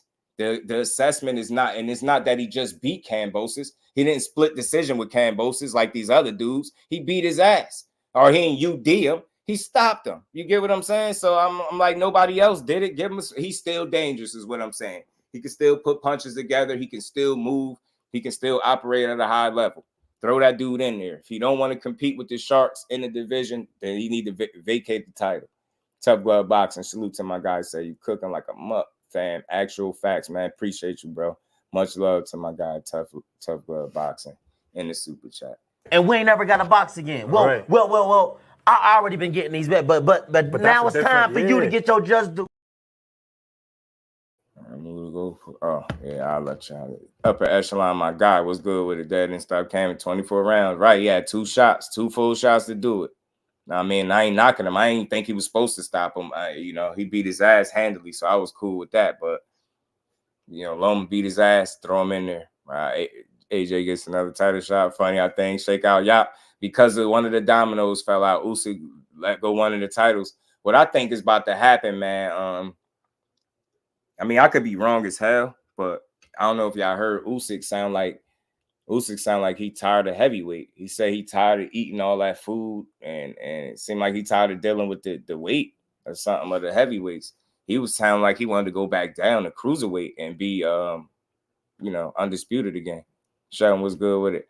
Loma old and not Crawford. You out there, boy. That's what I'm saying, bro. When I said that, they started explaining it. Nah, you know, Loma got losses and Crawford is this and that. I was like, bro, age, man. Just focus. Age, bro. The dude, if Loma's old and Crawford's old, you know what I'm saying? Age is age, right?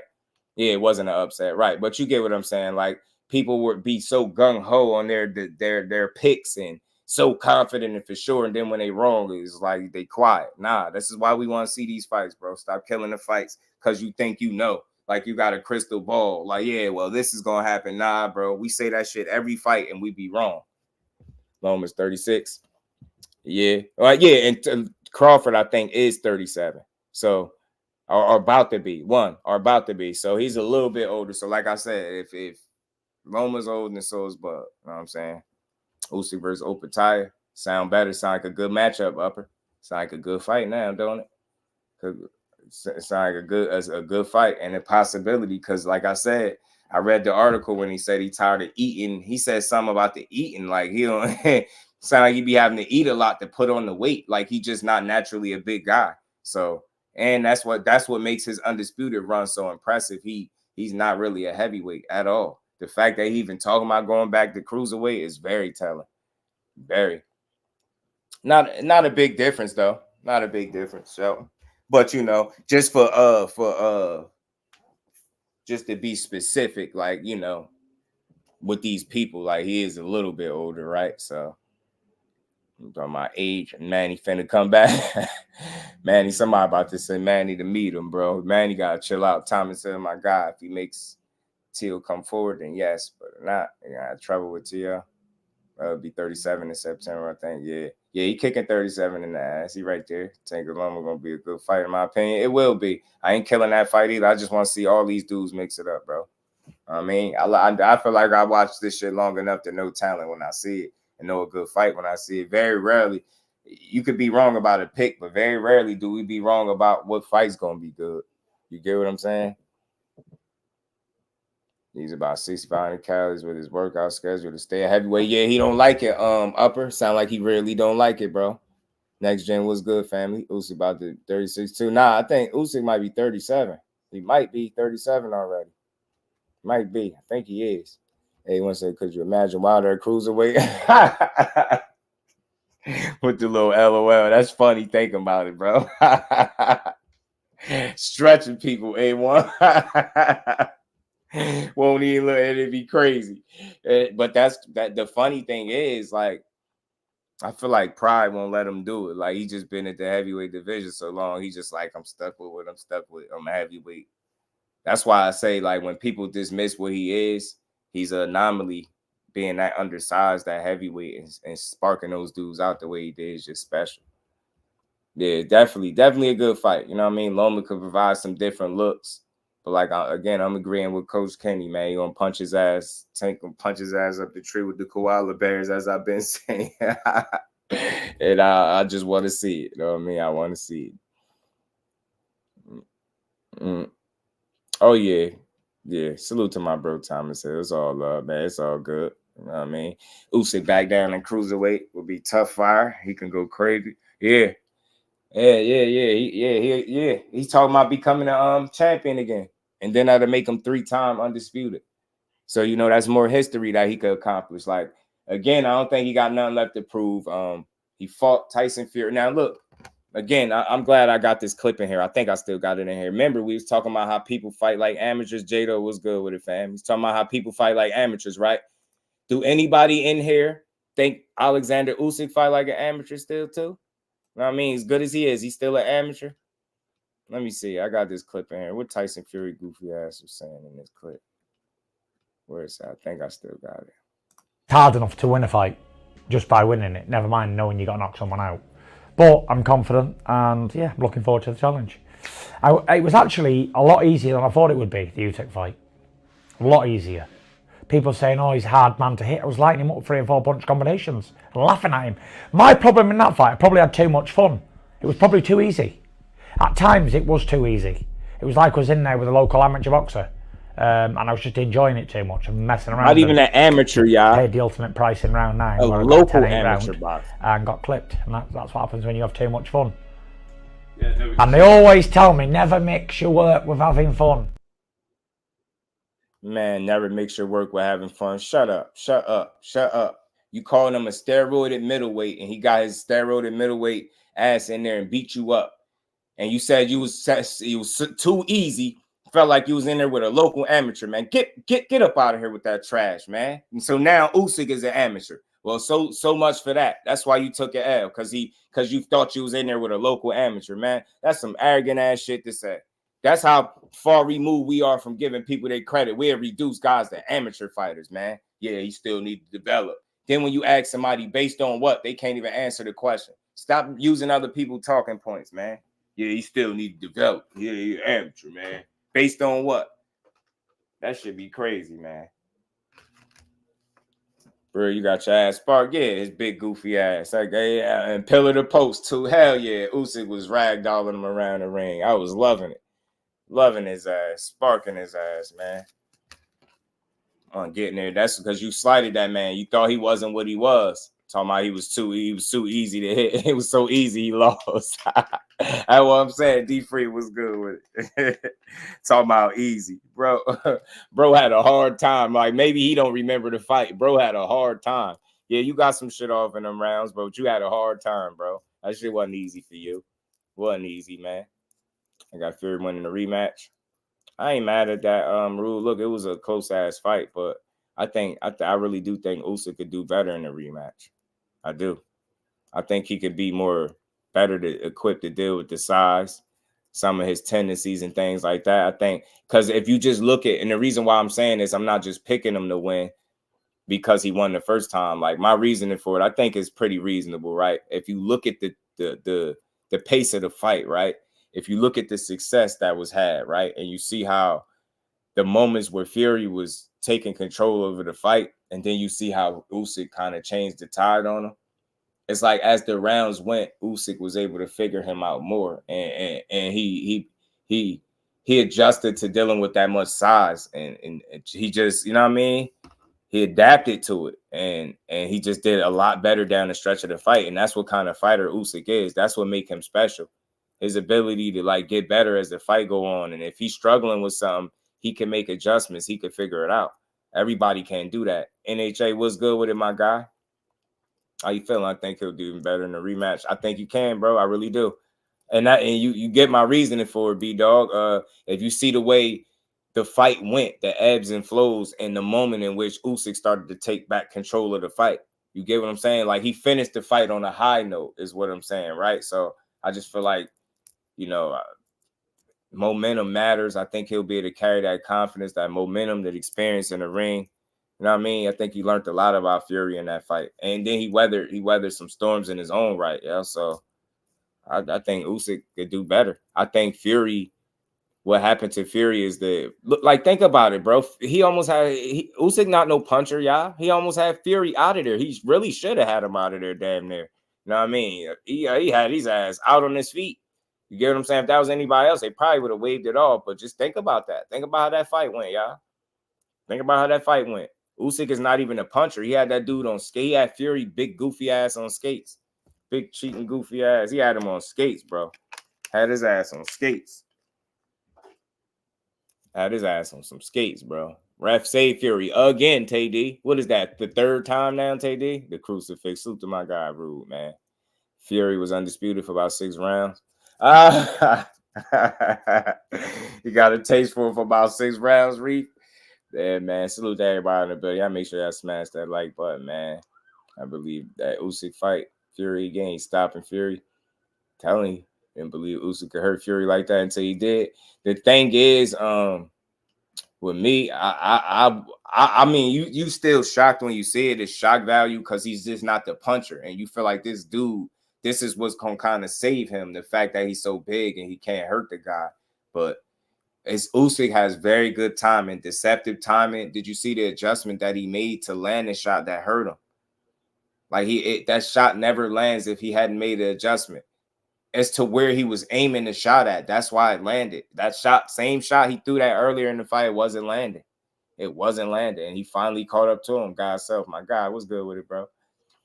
Peace to everybody in the chat. What's good, Brody? How you feeling? Tyson won round 12, so if he won 6, Tyson Fury, big goofy ass, man. Called it right. Split decision for Usyk and then put the money up. Damn, Tim. Go with your gut next time, man. You could be a big cheating goofy. Yeah. And look, much respect to Tyson Fury. He's an anomaly in boxing. If he's truly 6'9", that's freakishly tall. And the way he can move and he can box, man. The man is talented, but I think he's had some things be very favorable to him. I'll just say that. From the Nicholas Asbury videos that's still up on YouTube that people conveniently ignore. So when I say he cheated, just go look at the Nicholas Asbury videos, y'all, and start there. It's a whole rabbit hole, but go look at those videos in which he took Patton out the gloves and sparring, and he sparred somebody. It don't get no more foul than that. It don't get no more foul than that. Go listen to some of the dude explain being hit by Tyson Fury and what was the difference from the first time he sparred him to like the next day or something. Go listen to this shit, and then y'all get back to me and tell me if you think he cheated too. The video's still up. Dude ain't been sued, none of that. He's put his face out there, put his story out there, had the visual proof, showed you the actual gloves with the pad removed from it. You can't make this stuff up. And they'll still come in and be like, well, how did he cheat? Man, get out of here, dude. Yeah, I ain't see the Christian Hammer fight when he had to rewrap his hand because he had some funny business going on there. And I ain't gonna even get on the gloves in the other fight. I'm gonna just stop right there. But it's a paper. He got a paper trail of just being a foul dude. You know what I'm saying? And he put himself before the sport. And I can't fault him 100% because boxing is a lonely sport and people don't really care about you like that. But when you've been able to kind of change your life through a sport, I think you at least owe it to the sport to deliver matches and fights that people want to see. You get what I'm saying? So Tyson Fury is a very talented dude. He could fight his ass off, but I don't care for him. Usyk body punch is also underrated to me. Yeah, his ability to fight in a phone booth better than most think. His ability to take a shot, weather the storm, calculate a situation, and make adjustments. Because it got a little sticky for him at first, and he changed it. Yo, that dude is really a special talent, bro, and he's undersized at that. I ain't never hear nobody at heavyweight come out and publicly complain about eating. He don't want to eat that much to be up there. Like, that's crazy. Not the challenges. He like, man, I gotta eat too much to stay here. That's crazy. He like, hell nah, man. I'm just not a big guy. I don't want to stuff myself on food just to be able to. And I'm still undersized. That's crazy. Still undersized. Dang, the Bob beat Usyk. That body shot, Rude. That body shot. Yeah, definitely tamper with some joints. You get what I'm saying, Tim? We don't put that on him. We don't put that on him. Ate a couple of them uppercuts. Kept coming. Yeah, IBS. You see what I'm saying? He felt some of them shots in there too. Usyk was putting some, putting them joints together. I mean, Fury's putting them joints together for a second, but it didn't last. It didn't last. It didn't last. Fury wasn't beat, but that's what he said. Fighting Usyk was like fighting a local amateur at times. I call cap, as the young kids say. But again, man, my final thoughts is fight week for far as for Teo. It's fight week for him. There's no buzz around this fight. Like I said before, I think he got himself to blame for that because of the lack of, name recognition with the opponent. Steve Claggett is not the name that we were wanting to see. Like I said, Elvis Rodriguez, Kenneth Sims, and even Raymond Mortai would have been better options. But he chose Claggett, and he proceeds to call out Terrence Crawford while calling Tank out his name, saying he don't want to fight Shakur. He ain't never going to fight him. And Devin Haney, he got a story with him. Ryan, he suggested he'll fight him. Like Rolly, he don't like Rolly no more. I guess they ain't pals no more. So, look, Teofimo, tighten up. You're a hell of a fighter, hell of a talent. Stop calling out Terrence Crawford before he be waiting for you in the medicals again outside after your fight. You know what I'm saying? This time, you better leave that man alone. He had 154. You don't really want to fight him. In my opinion, if you do, then you should really be calling him out directly. You know what I mean? Y'all got access to each other's numbers. I'm pretty sure you could get in touch with Crawford if you really want to make a fight with him. You know what I'm saying? So that's my thoughts on Teo. This weekend, he got to show out because I believe he got a showcase fight. He got a dude in Steve Claggett that's not particularly fast. Coordination and technique just ain't the best. And he just don't have nothing that really stands out that's going to trouble Teo, I don't think. I think he's just going to be a live body in there for Teo to kind of – it's going to be a playground for Teo. I think Teo going to just style on this dude. You know what I mean? So what the interesting thing for me is what Teo going to do after that. You know what I mean? What are you going to do after this Claggett fight? Because, again, he dismissing fighting quality guys such as the Tanks, the Shakurs, the Devins. Now, I know Shakur and Tank ain't even at 40, but still, they could be future opponents and you dismissing them. So I don't like that. Dismissing, more possible fights that you can make, and instead you're calling out, doing a safe call out. That's what I call it. When a dude is 2 weight classes above you and you talking about that's who you want to fight, that's bullshit. You don't want to fight. You don't want to fight no Terrence Crawford. Claggett shocked the world like Cambose's boy. Man, he gonna take a hit. That's gonna hurt. Yeah, he's waiting for, facts. They call security facts, BJ. You heard the story, too. It was funny as hell. I'm like, bro sat up there and said all that shit about Bud Crawford, bro, and had to take it back. Everybody should go before. Yeah, absolutely, Ace. At 126 and 130 couldn't do no wrong. People was even lobbying for him that he should get the fights that he want. And when he came and knocking at that lightweight door, and them dudes started saying, nope, where's the pay? Nope, nope, Frank Martin. I need a little Pitbull Cruz. Nope. You know what I'm saying? Nope. Now you can't sit here. Remind me as when Shakur, I gotta get that clip from Forrest Gump. That's how they was treating KUR when he got the 35, Ace. You can't sit here, seats taken. Seats taken. That's how they did my boy when he got the 135. And it was like, nah, seats taken. Seats taken. And then Edwin was his Jenny. Edwin was Jenny. Edwin was Jenny. You can sit here if you want to. You know what I'm saying? Edwin was like, no, I'll fight you if you want to. You know what I mean? KUR was like, bet. You know what I mean? Edwin even showed up in Newark like, Shakur, I'm in your hood. You know what I'm saying? You can't sit here. Seats taken. KUR said, damn, him too. All right, Williams and Pater was good. Williams like, seats taken. You know what I mean? Seats taken. Oh, man. Pitbull Cruises. Seats taken, my friend. The seat's taken. The seat is taken, my friend. Pitbull. If I see one more person type that shit, I'm going to lose my mind. Yeah, Shakur can't beat no Pitbull. Shut up. Why he ain't fight him then? Damn it. How you got confidence in a guy that don't got confidence in himself? Hell nah. Trying to chase a bag. You gonna get punched out your damn trunks chasing that bag. That's how they was when he got the seats taken. Nah, KUR, big homie KUR came there. They was like, nah, seats taken. Like he had the cooties or something. He's like, man, I just got here. He's like, man, yeah, what y'all tripping on? I just got here, bro. Seats taken. Nah, I'm just having some fun with it, man. But that's how it was, though. That's how I felt. I'm like, damn. You know, Forrest Gump, my boy. Y'all ain't giving him nothing, nah. Seats taken. And then Edwin De Los Santos. Along came De Los Santos. You can sit here if you want. Man. Oh, man, super obvious. And that's how that was, man. But, yeah, man, Tio, I truly hope he revisit his thoughts when it comes to these fighters, because these are great fights for him. I mean, him and Ryan would be entertaining. Him and Rolly would be entertaining. Him and Tank, him and Devin. When Shakur get up there, any of these fights would be fun. So I hope he kind of changed his tune a little bit when it come to that, because I don't really want to, I ain't trying to hear that. I ain't trying to hit, dog. All right, man. Let's move on, man. Let's talk about this for a second, man. Devo pulled up on a beach cruise at 135. Hold on. I think I got one of them in here. Hold on. Let me see. Hold on. Come Devo. Who? Devo. Let me just check mine in.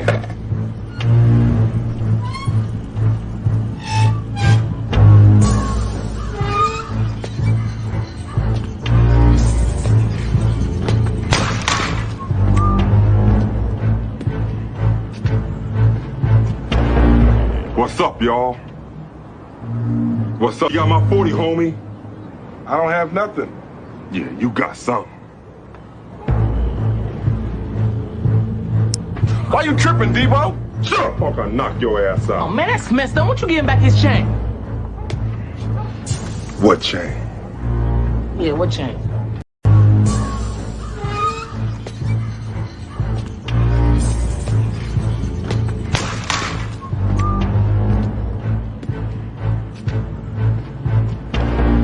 What's up, y'all? What's up, Red? Thanks for the bike.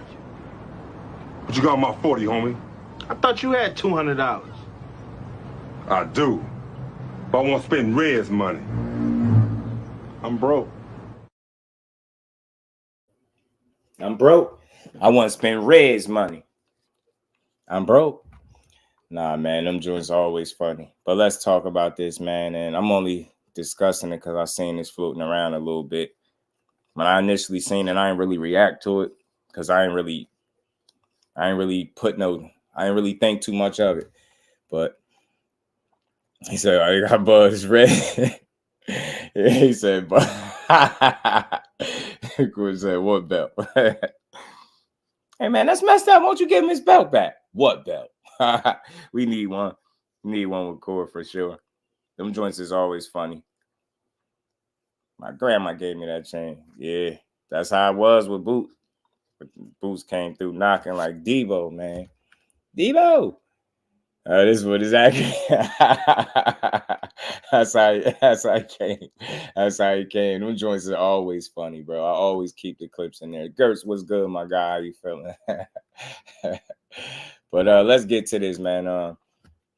So I seen this floating around a little bit, and whenever I see stuff like this, I take it with a bit of a grain of salt. These random ass statements that people be putting out, they're not always credible. That's just something I realized when you doing this. But it's nonetheless, it was something to talk about because it got a lot of people talking. Like some people, when they see stuff, they don't question it. They just go, they react to it right away. I mean, just seeing this, like he refused, you know, I can't say that I know he's doing this. I know it's been being said that he's going around asking DAZN to remove the fight footage, and they saying that they refuse to do it. You know what I'm saying? They ain't moving nothing. They said what footage? I heard, you know, word down the grapevine in the boxing community is that, you know, he called up DAZN and said, yo, DAZN, so I need y'all to get rid of that footage. And they said DAZN was like, what footage? You know what I'm saying? There you go. So, you know, they're reporting that he's asking them to get rid of the fight, pretty much scrub it from the internet. The only leg that I could possibly give a guy to stand on, if this were true, and again, we speaking in a hypothetical because I don't think this is true, but the only leg I would give him to stand on if this were true is that I think the fact that he feels, again, it's all about him feeling cheated and being like the fact that he feel like the fight should have never happened if he was going to get cheated, right? I get that. But on the flip end, I think that's a little extra. I think it's not going to be scrubbed from people's memories.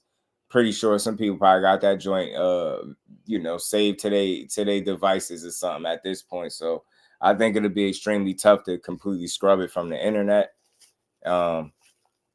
I don't think that's something that he need to do. Now, like I said, it's always two sides to the coin. Like this is just a statement being put out, and I've seen it circulating, and people just reacting to it rather than checking to see if there's any validity to it. I don't know if he's doing this, but he did respond. He did have a response for this, and where is this at? He had a response to this. Yeah, there you go. You know what I mean? Because somebody on Twitter, you know, Twitter is the king of trolls. D1 was good with it, fam. You already know. Salute to you, Brody. Appreciate you, fam. They got high quality photos being sold out of the fight. Yeah, that's crazy. That's what I'm saying. They scrub Fury's glove. They damn sure did. He paid that bread, D, for the way he paid that Muyan. But, you know, nonetheless, this is what he on. He said he responded to it. He said, you don't really believe some like this, right? So he responded to somebody saying, if you suing, you know, that's crazy if you suing and you telling them to take the fight off the internet type deal. So he to be fair to him, Creo was good with his family. He said that's not what pretty much that's what he hitting at. If he's saying you don't really believe this, do you? Pretty much like, so that's his response to it. So, but like I said, just initially seeing it, yeah, you look at it, that's not a good look if you was doing that, right? Asking them to scrub the fight from the internet, that'd be a little wild. That'd be something new, you know what I'm saying? But for me, like I said, the only leg I would be to give him to stand on if that were in fact the case. And I think with a tweet like this, he pretty much hinting that, nah, that ain't the case. So I would want to see if that's really valid or not. I can't say that it is, so I'm not going to push it. But salute to Dev. I hope he ain't doing that. The fight happened. You know what I mean? You took the punishment no matter if it got scrubbed from the internet or not, but you got your O back, which is most important, I think, for you. You know what I'm saying? You didn't deserve to get your O taken from you unfairly, so I'm glad they restored it. But another flip side of this, too, that I've been speaking on, I said the fight got some negative implications because I'm hearing that the reason he's saying he vacated the title is because he not physically, mentally, or emotionally fit to defend the belt at this time. So they saying that's why he vacated it. And no, he didn't. They didn't strip him. Like he elected to be the champion in recess. That's something he wanted. Marquette was good with it, fam. How you feeling? Hilltop was good with it. Cheated or not, the zone paid the money for the fight. Facts, they did. And they ain't about to take it down. So that's why I would guess they response would be like a no. Like, hell no, like I can't see them wanting to do that. So I heard he was trying to, you know, they went further. They didn't just stop here. It went from, you know, he was hitting up the zone, asking them to him trying to get in touch with YouTube execs. Again, I don't know how true that is, but they say he was trying to get it scrubbed off YouTube. But I don't know. It's just like, I think some of this stuff be reaching, man. You know what I mean? Look, I think he about to go process his loss. He made a decision. He vacated the title. I think that was very telling. That at least let you know that he about to take some type of time off. How long remains to be seen, but we did hear He did initially mention 2 years, then he doubled back and said he'd take a year off, come back and fight Ryan. So maybe that's something he planned on doing. But he out of the mix for at least for the foreseeable future anyway, right? So I mean, I'll just be waiting to see what his comeback like. Said Devin don't got a chin. Again, I don't think it's that he don't have a chin, bro. I don't think it's that he don't have a chin. I just think when you fight the wrong game plan and you get hit with the brunt of people's shots, like he was getting hit with the full brunt of Ryan's shots. Like he wasn't rolling with the punch, he wasn't halfway blocking it. They wasn't partially landed. It was like full-fledged, like clean flush shots, and that's a legit puncher. And it caught him off balance early, and I think, you know, he just wasn't fully prepared to deal with what Ryan was bringing to the table. They expected a TikTok star. They expected a reality star, a TikTok star, a TikToker, a YouTuber, and not a fighter. And Ryan came to fight. And now, granted, he fought in spurts, but he still came to fight. You dig what I'm saying? Yeah, I was saying that yesterday too. I don't think so either. I think 140 is kind of out the mix. I mean, at least I kind of feel like that. And then vacating the title, it makes me feel like, you know, are you going to want to like try to, you know, come back and grab your title and start back over again? I just didn't anticipate him vacating the title. Remember, he said it. He said, I ain't vacating nothing. But Eddie Hearn was adamant that he was. So, I mean, this is where we at now. Salute to him. Like I said, I hope he being honest. I hope he ain't trying to ask for him to scrub the fight off the internet. That'd be weird. That'd be super fucking weird, man. I wouldn't want to see that at all. No, just let it be what it's gonna be. People seen it. I'll say come back and beat his ass. Come back and beat Ryan's ass, bro. That'd get, when they say get it back in blood, man.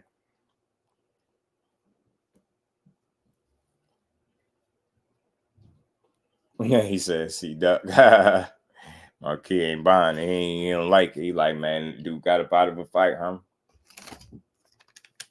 I mean, that's essentially what happened too. Y'all make sure y'all smash the like button, subs to the channel. We're gonna cook for a little bit longer. We ain't going nowhere just yet. I'll drop some. Whatever, I'll find it later. But they got a rock star. Tony was good with it. So I understand money, but business-wise, it doesn't make sense for the American fighters to sign Eddie Hearn.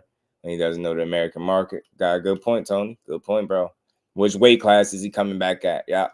Being that he said he ain't fighting at no more weights. That's something that he subjected himself to, whether it's criticism, blowback, I don't know. I mean, I think some of that is just feeling the way he's feeling about being cheated. He like, man, hell with that. If this dude cheated me and blew weight, he like, man, when I come back, I ain't trying to make no weight. I ain't fighting at no weight class. I'm fighting at whatever weight I want. I just think that's like I don't want to say emotional, but maybe somewhere along the lines of an emotional response, maybe. Feeling some type of way and just responded. You know what I mean? 154 is Devin. Shit, Bob Bam said he definitely need to be at 147. Are you calling it Bam and Strider fight? Somebody asked me to do it, Gertz. I'm thinking about it, man. If the fan want me to do it, I definitely do it. That's usually how I determine it. If I get a couple people saying, like, you know, they want me to call them, I'll do it.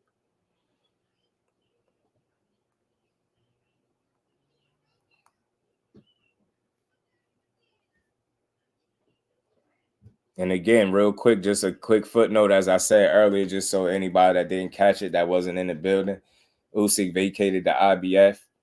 Daniel Dubois is elevated, and he will defend versus AJ. So we got a Daniel Dubois versus AJ fight coming up to look forward to. Now, I don't know if that's going to affect the rematch in any way or what's that going to be, because it won't be for Undisputed no longer. And I wouldn't even be fully surprised if he don't even decide not to even, you know, I don't know, go through with it. Like, I wonder, do Fury really want a rematch? He said, don't believe the hype. What's good with it, bro? He said, bang about stoppage in the 8-10. You think he gets the stoppage? No easy fights for him. Nah, it's no easy fights. It's no easy fights. No easy fights, bro. No easy fights. So hopefully for his sake that he ain't asked for DAZN to scrub no because that's what they said. They said Haney coming through like the Men in Black. Says scrub the internet. What? They said, man, he pulled out his, I forgot what those things called. He's not going to go by the rules and fight a weight class. It's not okay for Ryan to not follow the rules. That's why I said, Miss Joette, I think it was more so like a charged up response, maybe something motivated or influenced that tweet. Maybe something he seen, something he thought about. I'll just be trying to get people out, you know what I'm saying? Because I can't anticipate that that's something he'll really do. Like that again, that'd be crazy. It'd be crazy. CJ Rich was good with no, we can't have undisputed, no point in rematch now. Yeah, right. That's what I said, CJ, man. I'm thinking like that too. So I'm gonna ask, is that gonna affect the rematch at all? And do we know? Nostalgia Light, what's good, fam? How you feeling? Birthday proof though. And I put out a whole figure documentary on the boy. Oh shit. Tony said, did you see crazy that's happened? New York State Convention, apparently both urine samples. Yeah, I seen that. I talked about it a little bit yesterday. The only problem I had with it is we can't really validate the tweet, right? And if it's really something, like I need something else to go off. Like, you get what I'm saying? But I did see it. And like I said before, I wonder will they get on top of that and make a statement at some point as to what you know, do they feel the need to respond to that situation or not? But I don't know. I'll be paying attention to it though. Well, another boxing folks will be preaching arrogance. Yeah, ignorance that don't get no pass. Nah, for sure.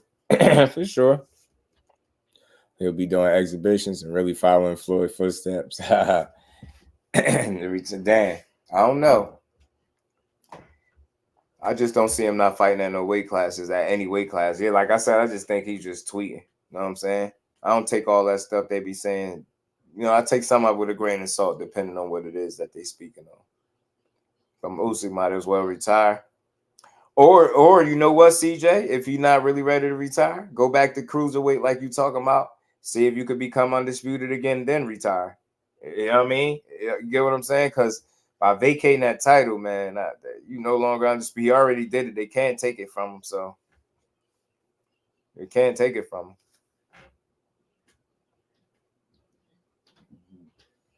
What's happening with Tio? Nothing here. He got a fight this weekend. It ain't no buzz surrounding it, Tony. His fight kind of lacks excitement, any buzz. People ain't really checking for it. Not too many people talking about it. Not even him. He getting an interview and proceed to talk about all the boxers that he not gonna fight, but he got problems with all these guys or some type of grievance or issue. He don't want to fight none of them though, but he'll sure talk about them for 2 hours and then spend 3 minutes talking about his fight coming up. So Tio, I don't think he overlooking the guy. I just don't think he gonna be tested this weekend. I don't see it. Happening to you. Oh, yeah, it's a fight for him. Go stupid. Yeah, he got to fight this Saturday, man. Dubois was over AJ. Man, it's a dangerous fight. I think AJ gonna try to keep him at bay, stay behind the jab, pick his shots, and create an opening and try to knock him out. Guys, always raised 3 times is bogus. Yeah, I ain't never heard of that. I tell him later, I was like, damn. Many times they take the O, get a O, take the O. Like, damn. See, Usyk versus Jay Butai. If Usyk go back down, that'd be a good fight. Damn good fight, too. Only thing I can see right off the bat is Opatai's inexperience at the level costing them if they fight anytime soon, if that were to happen. Yeah, he just a young, like, I think all these dudes are good kids, nostalgia life, because they're young, 26, 25, 27, 29, all these, 20-year-old something, 20-something-year-old kids or young men think they good kids. He tries too hard. He don't come off, like, his interviews to me don't come off as natural. Come off as, like, poorly scripted. And even though they probably not scripted, the stuff that he says on the fly is just, you'd be like, what are you talking about? He said the other day in the interview they got the UN. I don't even know what the hell that was supposed to mean. Then he kept saying we federal. I was like, between we got the UN and we federal, like I didn't know what he was talking about. I was like, why he keep saying we federal? I understand why that man kept saying we federal. Like what are you? What are you trying? What are you trying to get locked up? Like, what do you mean? What are you federal? How? Like, I just didn't understand. I couldn't make the connection. Ukrainian power, Chinese power. All right. Teofimo better not leave Steve. Like, yeah, nah, he better not 23. He got to beat him up. Teo Space get that. That's what I be calling. Damn sure I dropped it at least. Got a rematch. Right. Right.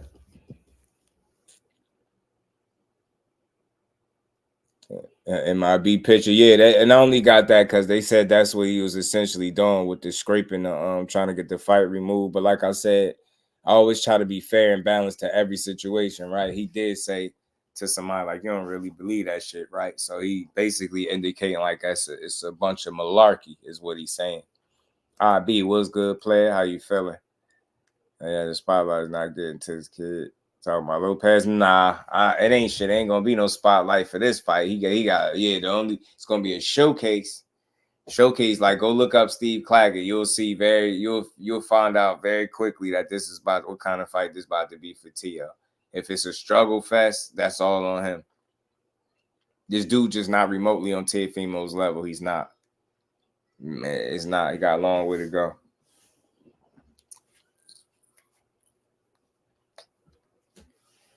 Said Loma will get a rematch because Loma is team with me and the son, but he talk about Hagerberg fight. Yeah, that's why I just want to see him fight those guys that he talk about. You know what I mean? Is Adamas fighting Lubin next or Hamza? Because I've heard he fighting what's his name, bro? Gertz. He fighting Gaucher next. Carlos Adamas. He fighting Terrell. Fighting Terrell. Well, shit, did they? Yeah, he fighting Terrell Gaucher next, right? I don't think that fight happened. I'm tripping. I don't think it happened. Yeah, internet is undefeated. Yeah, I think he comes off like the interviews for me, ETB. They not genuine. Like the information and stuff he speak on. Like, I do this all the time. I try not to, like, I'm going crazy on the fighters, but he's hard to understand because he remind me of a guy that seemed to me like Teo read books, right? Seemed like he actually reads. Like, remember one of the press conferences, he was reading a book. I hope that wasn't for show, but it seemed like he the kind of guy that reads, and before he's able to properly process information, he's trying to spew it back out to sound intelligent. Like, let me let them know I just learned that. Like, that's what it comes off as. So he start talking, like, he rambles a lot, and he just say stuff that don't make sense. Like, I still want to know what he mean about we federal, and that he got the UN. Like, I just didn't understand like what he was talking about for a lot of that. I mean, yeah, that is the fight. My bad. It did happen. He fought Gaucher. So, I don't know. I gotta ask. My bad. I'm tripping. He did fight him already. It happened. Won that fight like a little like, Luster, why am I like, I'm drawing a blank for this fight, y'all? I really am. That never happened before. I'm drawing a blank for Adamas and Gaucher. Did it go the distance, right? Am I tripping? Yeah. I thought so. It went the distance, right? The phony philosopher. Yeah, it'd be weird. It's forced. They come off as forced. It's not authentic. It's like he reading books and then trying to read the stuff that he just read without processing the information properly. That's what I get from him. But I think he a good kid, but he already, like, look at his pops. Put it that way. So no disrespect to him, but his pops a little shout out to. So no full surprise that Teo a little shout out to. Apple don't fall too far from the tree, right? Ain't that what they said? Yeah, Carlos Adamas had a lackluster performance. I think that's why I was drawing a blank. I don't think this performance was really hitting on nothing. Wasn't it kind of like 12 round? Yeah, he outpointed Terrell Gaucher pretty much, like I said he was. He was going to do that, yeah. Not throwing enough punches, getting out work. Appreciate y'all, man. Y'all got me right. I kind of was drawing a blank for that fight, feeling like it was coming up or something, but that's why, because it went to decision. And Carlos Adamas, that's what it was. He didn't look the way I expected he could look in a fight like that with a guy that's not pressing the pace and don't have a whole, like, he don't have a high punch value output or nothing. He just kind of shell up. He thought he lost against Garcia. Maybe I need to go watch it again. But yeah, potentially Lubin. Oh, Lubin. Lubin was saying something about fighting Mortazaliev, bro. I don't know, but I don't think nothing was official. But I know Lubin had posted something about him fighting Bakram Mortazaliev. Now, I don't know if that changed or not, but I'll ask. I'll find out. J Bean Boxing and Bad was good, fam. So I think or fighting the car. Yeah, that one lacked excitement, B-Dog. That's why I almost forgot about it, because now it's coming back to me. It just wasn't that that entertaining of a fight. It just wasn't. It was missing something, and that's that. Some of that is to do with Terrell Garcia. Just like, you can outpoint him, outwork him, and stuff like that, but he don't get knocked out. I mean, he don't be running around getting knocked out. That's what he don't do. That's what he don't do. I open it up for a minute, CJ. You're always good to come up and build, my bro. It's always good. I'll be on for a little bit more so we could rock out for a second. But yeah, man, salute to Dev. You know, it's never nothing personal. This is just something they said. Like I said, getting your fight scrubbed off the internet it wouldn't be a good move. It'll look bad. But a good thing for him, he said, you know, look, pretty much he ain't on it like that. So that's not what he out here doing. We'll see if we hear anything else from it. You know what I mean? Or not. We will. Because they already saying they on his ass, man. They saying Haney cried for 3 months, held his breath, and hid behind his father. Wilder took his beating like a man, came back. Not Wilder, Cotto, pardon me. I said Wilder. Cotto took his beating like a man and came back. I'm not talking about the spotlight specifically to the fight, but the spotlight in general that he's been under since he beat Loma. I mean, he's had a better win since then. I mean, another big win, should I say, quality win with Josh Taylor. Gotta roll with the punch, I guess. Champion and says now, yeah, he gotta be. CJ was good with it, fam. Hold on. Yo. Yeah. Just what I was saying was the reason why I brought that up is because the kid's been. Do you think the spotlight is finally getting into Tio's head, and the pressure's finally getting to him? I know he had another big win, but do you think him being under the spotlight at such a young age, when he first won his championship, he was like 23 when he won that fight against Loma and stuff like that. Do you think that the spotlight is finally getting to Tio and he's cracking under the pressure maybe? Nah, man. I think Tio is just a bit of a wild card. Like he's two tacos short of a combination plate. Maybe.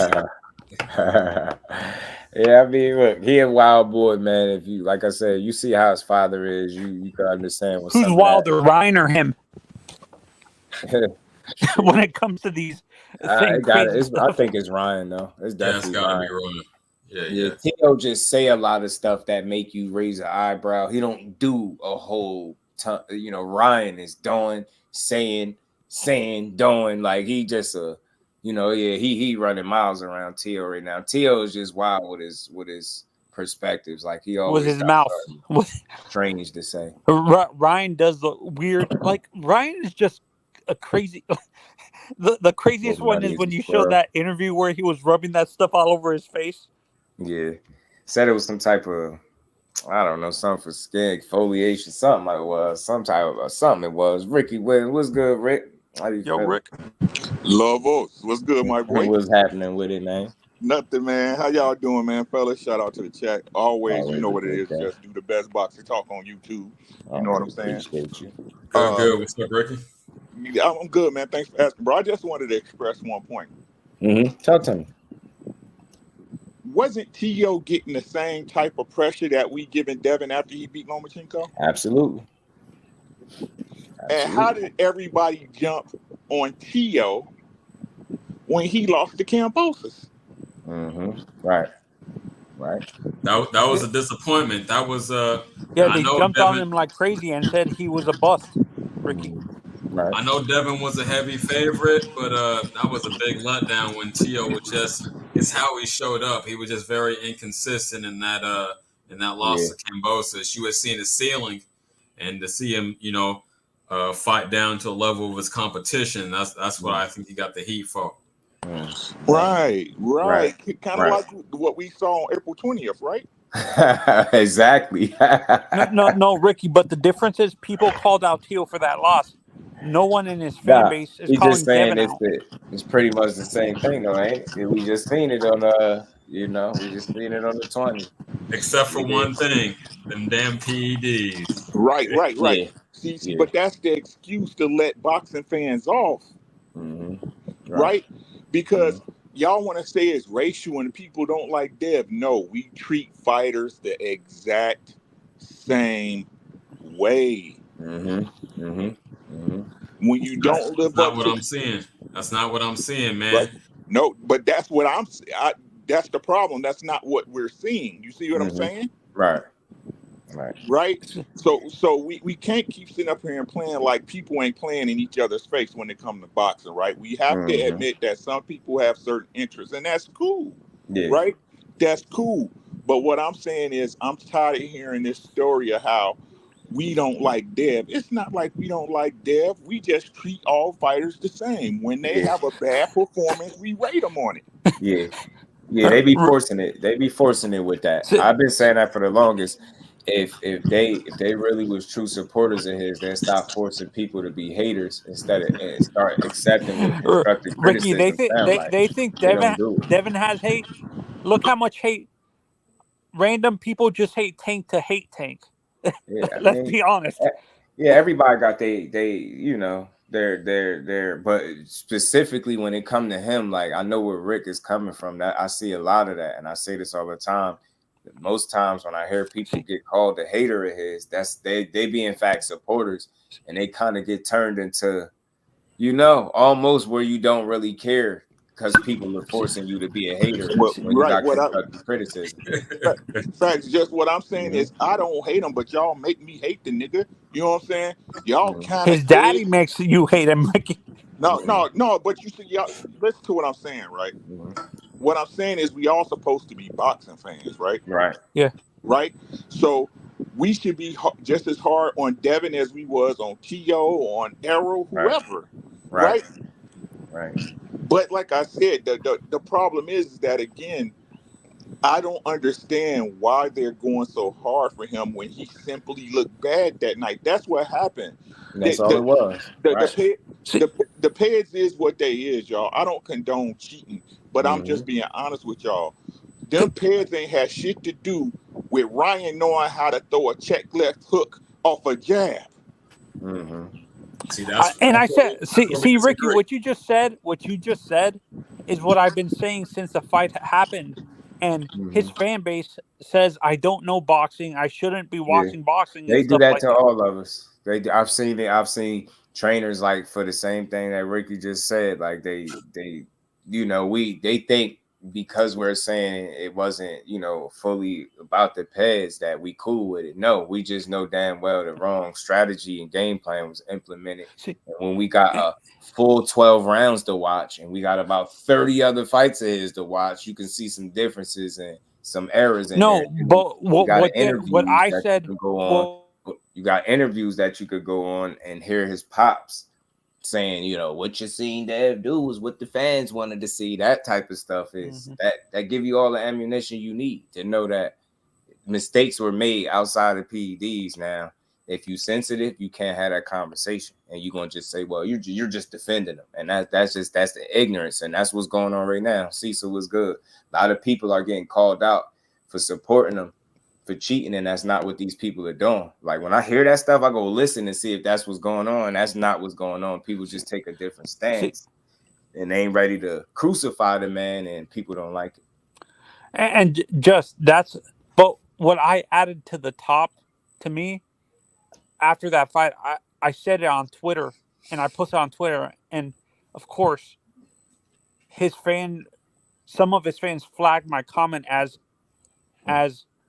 an agenda, like a comment Hate that's speech and stuff like that. hate speech. And I said, honestly, I think without the Peds in Ryan's system, I think Ryan's style was just a bad matchup for Dev, to be honest. I said it from the beginning. That's a good point. Especially when you're not prepared, lack of preparation also. And what did I say, Just? Me and Ashley said it. Man, they too familiar, bro. They know each other 6 times in the Emmys.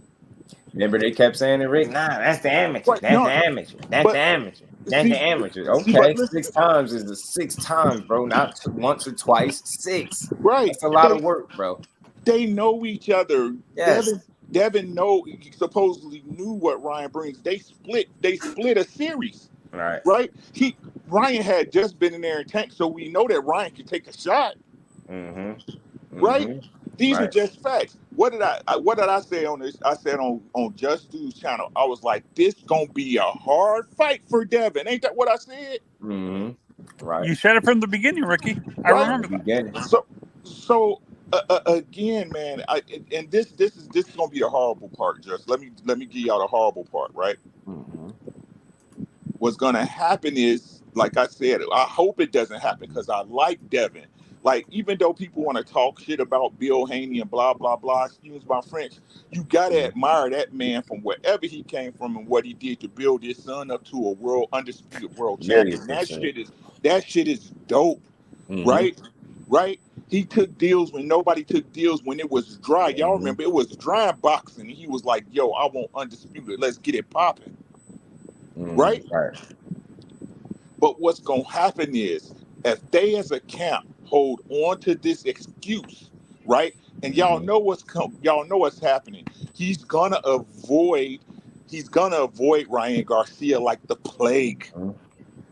Right. Because if he wasn't, y'all, he'd be in the lab right now, and y'all know I'm not lying. Hey, let me get this off real quick. I love to be the voice of dissent sometimes. So seems like y'all all on accord, and I got just a slightly different standpoint. Now, that's all good. Talk to us. I'm not gonna say that. Obviously, Haney came in with a terrible game plan, and you alluded to it when you said Bill said, "Oh, well, that's what the fans want to see." Ryan said, "Meet me in the middle of the ring," and this dumbass did it. I completely agree with that. But to ignore the impact, let's say he got hit with as many hooks as he did that night. You can't definitively say that the Osterine didn't put a little more oomph on it. Maybe if it's one less knockdown, that fight is a draw or a Haney win, because he was winning all the rounds he didn't get knocked down in. So we can't act like it has no impact, man. We need to be a little more nuanced. Just say, oh, Devin fucked up. He had the wrong game plan. True, but let's add on to that. Let's really dig a little deeper into it. That's where I'm at with it. What y'all got to say about that? Nah, I mean, look, ain't nothing wrong with that. I would just say, for me, that's why I try not to get caught up in if I felt like he had an advantage, because I have nothing really. I don't want to sound like I'm defending whether or not if he did, or if I know if he did or not. I just know it was present. I know how much they said was there, but I also got about 20 odd fights or so to go look at Ryan's. And if I'm being honest, for my money, I ask myself, did I see a different guy in there? And that's by far the worst condition Ryan Garcia I've ever seen in any fight. So when they start saying all these advantages, because, a lot of people go deeper, start talking about the weight cutting and keeping muscle and yada, yada, yada, helps you cut weight. Okay, he blew weight. So kind of, it helps with stamina. This dude was blowing, fumes in the 4th round, like recharging the batteries after each, you know what I'm saying? And I think each spurt, I kind of like, I know what I like about this, not the situation, but the way it played out, the timing of it. It allowed people to assess Ryan, what they thought of him when they didn't feel like Osterine was a thing. And I remember people coming through here like, nah, he's still a C-level fighter. He's still trash. This don't mean nothing. He still looked the same. right? Then boom, the Osterine came out, and them people flip-flop. Oh man, I knew this. I knew it. It looked this. I said, what? Y'all was just saying the man looked the same. So for me, bro, what you saying is it's just logical and reasonable, bro. It's no argument. Like you just had something different viewpoint, and I get it. It makes sense. But I'll just say, as a whole, he didn't look drastically different than what I've seen him. But the biggest difference was his conditioning was terrible, bro. I was like, for a guy that receive some benefits, damn you shitty, man. Like your conditioning is terrible, man. And what's gonna happen? Just they gonna use it and hold on to this excuse, and they're not gonna fix the problem. That's what I fear for him. And who's gonna pay in the ring? He is. Dev. Yeah. Cheddar was good. Salute to everybody still rocking out. Y'all smash that like button for you, bro. Hey Ricky, let me say this real quick. I wouldn't say it's a problem because it's not. He hasn't demonstrated that to be a habit. That was an anomaly. No. Hold on. Let me finish, and then just don't interrupt, and I won't interrupt you. Normally he sticks at the end of his jab, and he fights a smart fight rather. So to me it's an anomaly. That's the only time I've seen him come in with a suspect strategy, and he paid for it. But you think this is something he does all the time? What I think is what it's always been, right? Devin is going to have problems with any fighter that has a chin and at his weight class. Right. Anyone. Devin can't keep a fighter off of him. Yeah. What y'all don't understand, the only reason he was hurting, he was keeping Regis honest and Camboso honest. It's because of his size. That may be true. Time will tell. When he comes back, I think he's going to be at 147 and fight the winner out of Stanionis and Barrios, and that'll be a good test. Barrios will dog walk him. I like it. I like it as a test, Rick. I like it. It's answer a lot of questions for us. Barrios will dog walk him. So, and CJ, I wanna push back a little bit what you said about the Osterine and stuff like that. I looked it up, and we always bragged about how Ryan already had power and his hand speed was legit, like really legit. Did we really think like when I looked at his performance, if he had the Osterine in his system, why would he have so horrible stamina like Just said? And and to me, he already had elite hand speed and great power. I don't think the Osterine really added to his power, to be honest. I think it's just Haney's fans refusing to admit he didn't come in with a good game plan.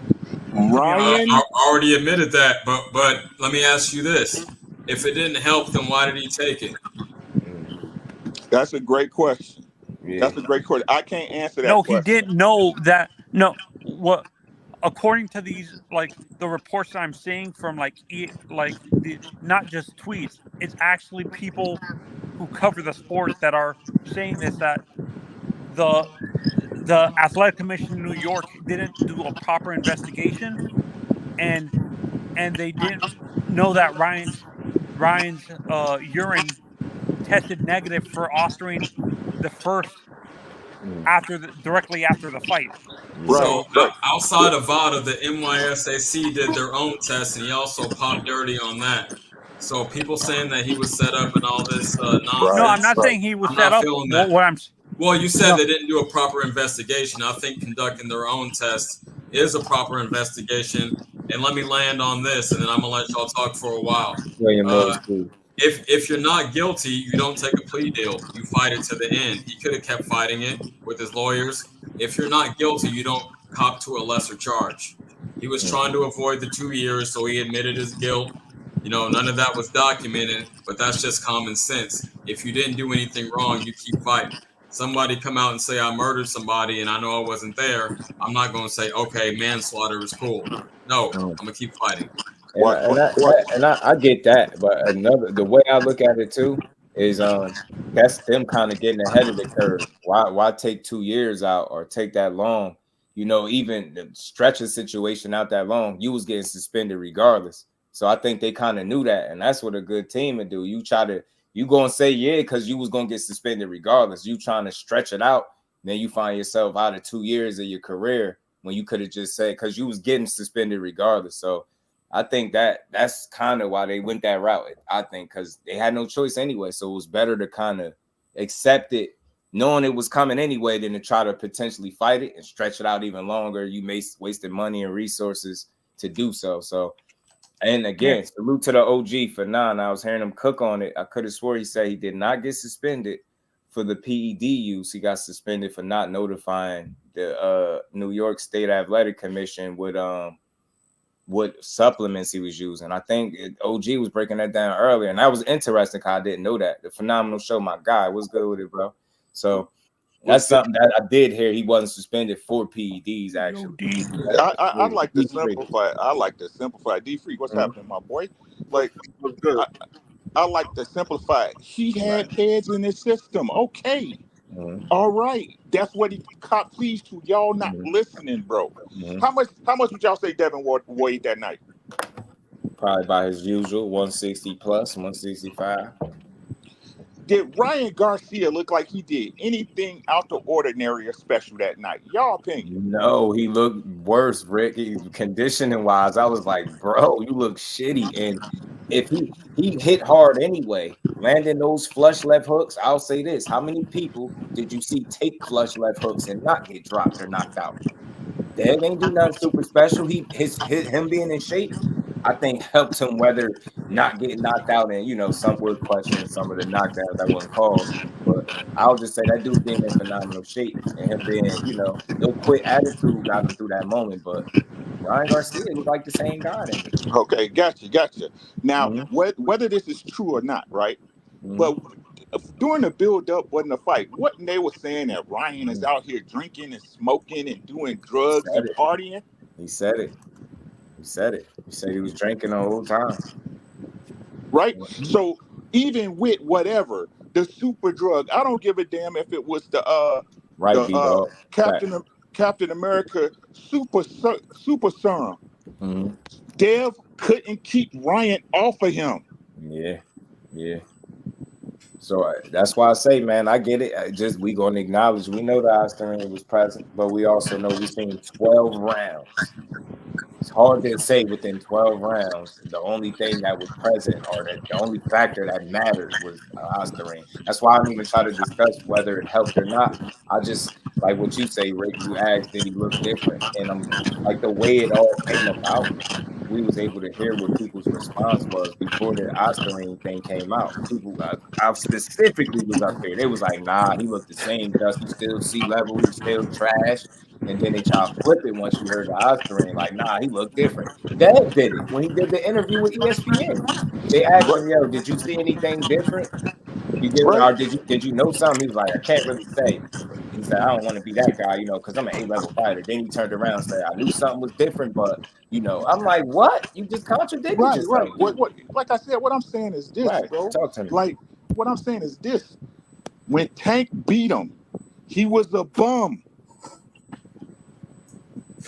This is what's going on. Hey, boxing ain't nowhere but YouTube. Let's keep it a bean, right?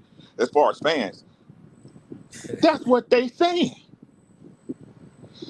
They were saying that Dev is the one to make Tank look amateurish in the ring. Oh, all Tank got is power. Dev, his legs too good, blah, blah, blah.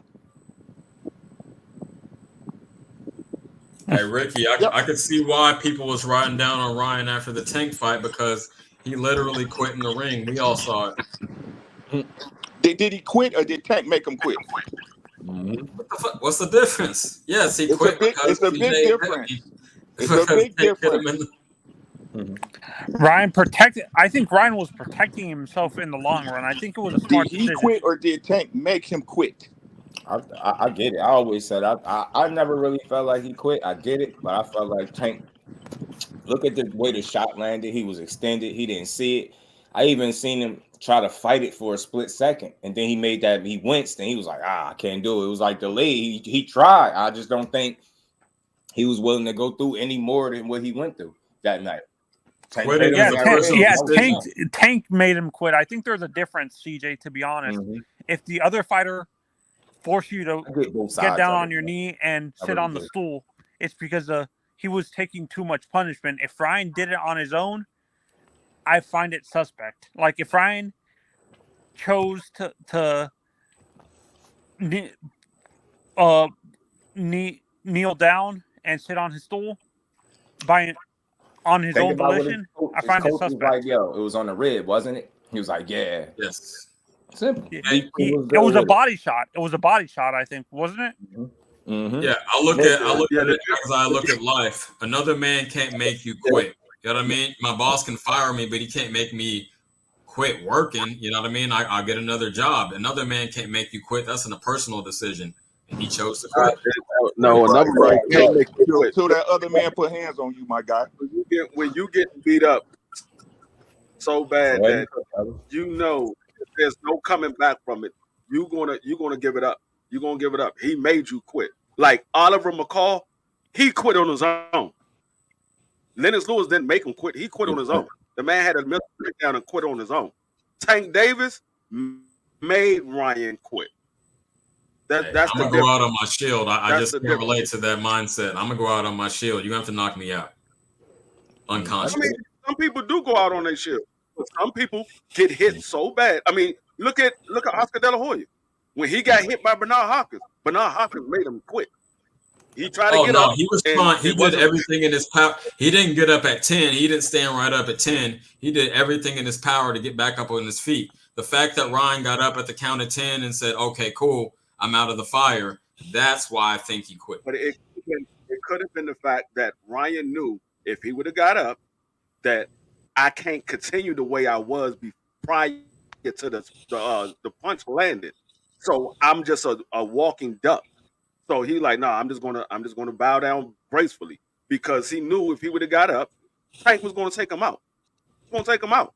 It was no doubt on that. If you look at Ryan's face when Tank walked over top of him, he was like, man, please don't hit me again. That's the look that he had on his face. Please don't hit me again. Probably, but I still would have went out like a savage. I can't relate to that. I get it on both sides. There ain't no wrong answer to this, really. It's a perspective. For me, I think he reached his pain tolerance threshold, whatever that was. Didn't want to get mean, whatever you want to call it. But I think, you get hit like that on the rib that's already giving you trouble. I don't think he's willing to push it past that. You know what I'm saying? And back to what you said earlier, yeah, Ryan did not get suspended for the PEDs. He got suspended because he failed to notify the New York Athletic Commission. He failed to notify, and that's what he admitted to. That's what he took the plea bargain to. They didn't go through with trying to find out if the supplements were pampered and all that, because they were like, well, we got the bullet in the chamber right here. We don't need to go through with anything else. We got what we need to put him on. So whether he was guilty of taking the PEDs or not, we would never know, because they never went through with it. They took the deal that was more guaranteed, was more solid evidence of him doing something outside of the rules. So that's what he got suspended for. D, I have a question for you. How was there such a huge overlook by the athletic commission in the first place when the urine test came back negative? And did they not have proper protocols in place? No, it was no need to find out if he took supplements, because the test came back negative. When the test came back positive, that's when he let everybody know that he was taking a supplement. That's when the athletic commission said, oh, we got him. He just told on himself. He had to let him know that he took supplements, because it was something in his system that wasn't in his system before. And so he told on himself and said, hey, I took these supplements. And so when they said, I took these supplements, the athletic commission stepped in and said, hey, you didn't notify us that you was taking these supplements. And he went ahead and took the plea bargain to that. Right. Yeah, man. Listen, we want to see the same fights, Big Soldier. We want to see the same fights, bro.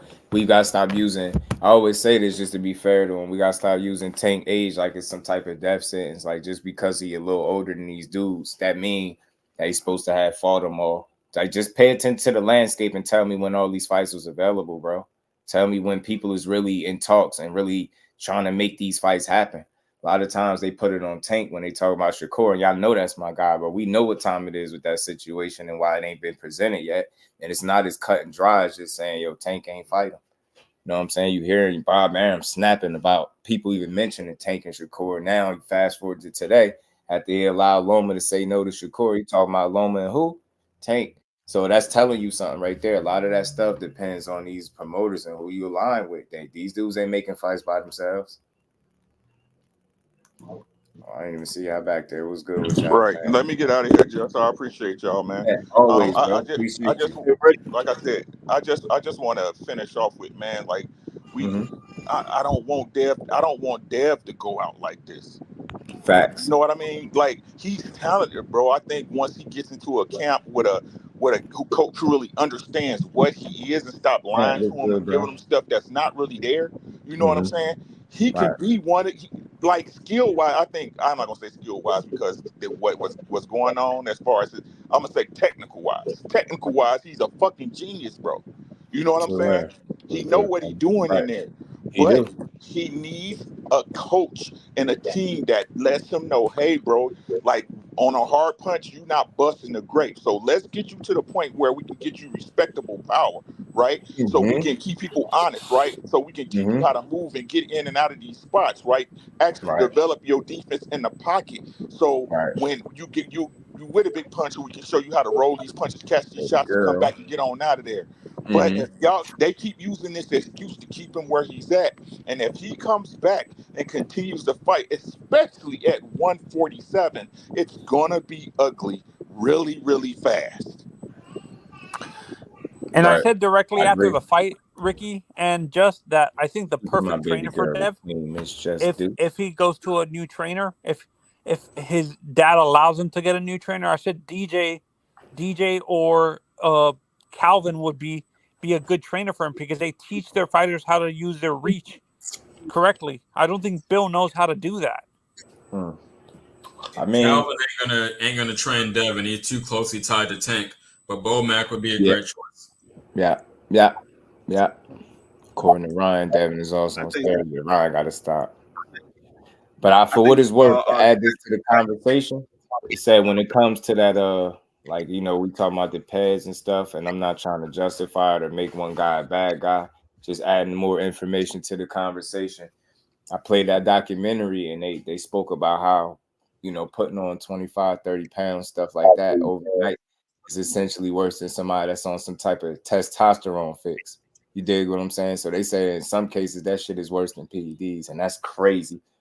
And these is people that, you know, definitely more qualified than me speaking on this. So that's just something. And that's where the double standard come in. Just when someone in a documentary points out that Dev at 135 was walking 35 pounds over 25 pounds. When people hear that, they know that situation oftentimes has applied to Devin Haney in many of his fights. But I like the documentary, and I could send it to you. I'm gonna try to send it to you so you can watch it. They didn't highlight any specific fighter. They showcase situations in which people, you know, somebody 23-year-old passed away from it, that crazy ass weight cutting. And the reason I played it on here is because it got sent to me and I thought it was a good find. I'm like, damn, this is good information. We sit here and talk about all the 3 pounds and weight cutting, and they showing you how dangerous this is. So people are thinking that when they talking about the weight cut, oh, that's just they singling out Dev. Hell no, this wasn't even boxing related. This was UFC. But they also hinted that this shit is happening in boxing as well. It was a UFC one, so I liked it. I'm gonna send it to you so you can watch it, bro. It's a good, to the right person. 40 minutes. That's it. Yo, Rod. You breaking up? Yo. Y'all hear me? Yeah, I hear you now. Yeah, bro. I'm telling you, bro. Mental health and that right there, bro. I be talking about that all the time, bro. Because it ain't happened to the right person. And what they're doing, bro, he playing a dangerous game, bro. A real dangerous game. I would prefer to see him fight closer to his natural weight anyway, bro. Why not? All right. Nah, Tank ain't a weight bully. He's not bullying nobody with weight. Have you ever seen Tank bully anybody with weight? And then just to answer the question, you're saying he fought smaller Leo Santa Cruz. You know, he went back down to fight him. You know, on fight night, who was the bigger guy? Nah, Tank ain't a weight bully. What Tank actually doing is the opposite of what these dudes doing. He's doing what he should be doing, fighting closer to the walk around weight and shit like that. That's what he's doing. He could arguably be fighting at 130. So some could make an argument that he's fighting a weight class higher than where he actually should be at. Look at the size. So absolutely not a weight bully. Nah, yeah, no, Tank is fighting two weight. Was fighting 2 weights above his weight class. What's good? What's up, Josh? What's good, Yo, man? William. Way old school. Let me give y'all something to think about. See, right? What's good, family? If I'm a promoter and I'm about to put my fighter up against Devin, I hate to say it, but I'm not doing it. Right. Who says that every time Devin loses, they're not going to go through this shit of being sued and everything else and all the other BS that's going on? So if I'm a promoter, why would I put my fighter in the ring with that dude? All right. Good question. You know the crazy. Think about that. I mean, technically, I would say technically he don't have a leg stand against Lawson. What grounds would Devin have to sue if your fighter in on PEDs? You can't appeal a loss just based on nothing. I mean, he's not gonna get. Well, he's going to try and claim that Ryan cost him all this money. Yeah, that's why everybody's trying to give him less money now. Yeah, because there's actual evidence PEDs to base it on. It's not just out of nowhere. He didn't just say I lost, so fuck that. That's a false narrative, man. That's disingenuous. What it is though, he being out of touch with reality, if you ask me, because he pretty much directly blaming this situation on why the Sandor Martin purse bid was the way it was, when Eddie Hearn been told people that fight just wasn't appealing and nobody wanted to pay for it. So like I said, somebody else was talking about this. We having a conversation. He's gonna have a tough time proving that his market value was truly affected by this one situation, as opposed to it being the fight just not being appealing and not really being worth shit for real. That's just really so it's just all how you want to look at it. I'm not gonna tell nobody they're wrong if they say it a different way, but for me, I just think he's gonna have a very tough time proving that his market value is affected by this situation. You know what I mean? Good luck on that. You know what I mean? How can he sue though? He can't sue for the PEDs. He can't sue for the PEDs because Ryan didn't get suspended for PEDs, so he could try to bring it up. But the Ryan defense is, I didn't get suspended for PEDs. For not notifying the supplement, not PEDs. That's a good question. If he didn't lose, would he have still sued since it's about the PEDs? I think part of him, the way it sounds, the way he carrying on, part of him feels like, bro, you know what? I have a case maybe where I can explain, you know, how I've been affected since this situation. Now, I'm not against it. To each his own, but I think that's gonna be tough. But look, I get it. All of this stuff got sparked from the PED situation, so I understand that's always in his mind. And probably with every move that he's making from this point on, it has that in mind. So can't tell him how to feel, how to respond, and what to do about it. I'd rather see you do something about it than sit up and complain about it. I mean, I ain't seen nobody really go this route before, but you know, it's a new day. So I mean, to each his own. Do what you need to do for your career, bro. I'm not here to shit on the floor. You know what I'm saying? Do what you need to do. How about putting the blame where it goes? That he can't guard a left hook. Yeah, it's so tough, man, because people really think that, you know, if we say that means, well, you just disregard the odds to ring. It's tough. It's tough. You can William, he was guarding it with his face is what he was doing. Yeah, pretty much. I mean, you just then you start to look at the advantages that just weren't present in the ring, and then you kind of understand that was a challenge in and of itself for him. And then any unfair advantage potentially at play is making the shit all the worse. You see what I'm saying? So it's just a shit situation. Do they even realize how much they're giving boxing a black eye right now? Yeah, I hate the way they carrying this on. Like, I wish Ryan, like, bro, what kind of people do you got around you? Please don't tell me he got people that's around for the ride. That's what it looked like. It looked crazy, bro. It looked like these dudes is clearly there for the ride. He wilding. You can say that about Devin too, maybe. Talking about he feared that he an alcoholic. Yo, they are doing it in real time, bro. They about to watch this man crash and burn in real time. It's crazy. You can say that about Devin I'm like, too. What kind of relationship y'all got, dude? How so? How can you say that about Devin? Because he's listening to, like, not to the extreme of the alcohol with Ryan, but what I'm saying is he's listening to people. Dev is having the same issue. He's listening to people he shouldn't. Also, I feel you. He got the wrong people in his ear, because all of this is his fault, bro. None of this would have never happened if he wouldn't have went knocking on Ryan's door, bro. If he would have just got Fundora out the way after the performance that he had against Regis, bro, man. Cooking with grease. I hope this doesn't sound. His own enemy, bro. He got his own. Him and his dad can't stay out their own damn way, bro. Lately, since the Regis fight. Matter of fact, since after the negotiations with Shakur and shit, bro, they've been in their own way that entire time, bro. And I ain't gonna lie. I agree with that.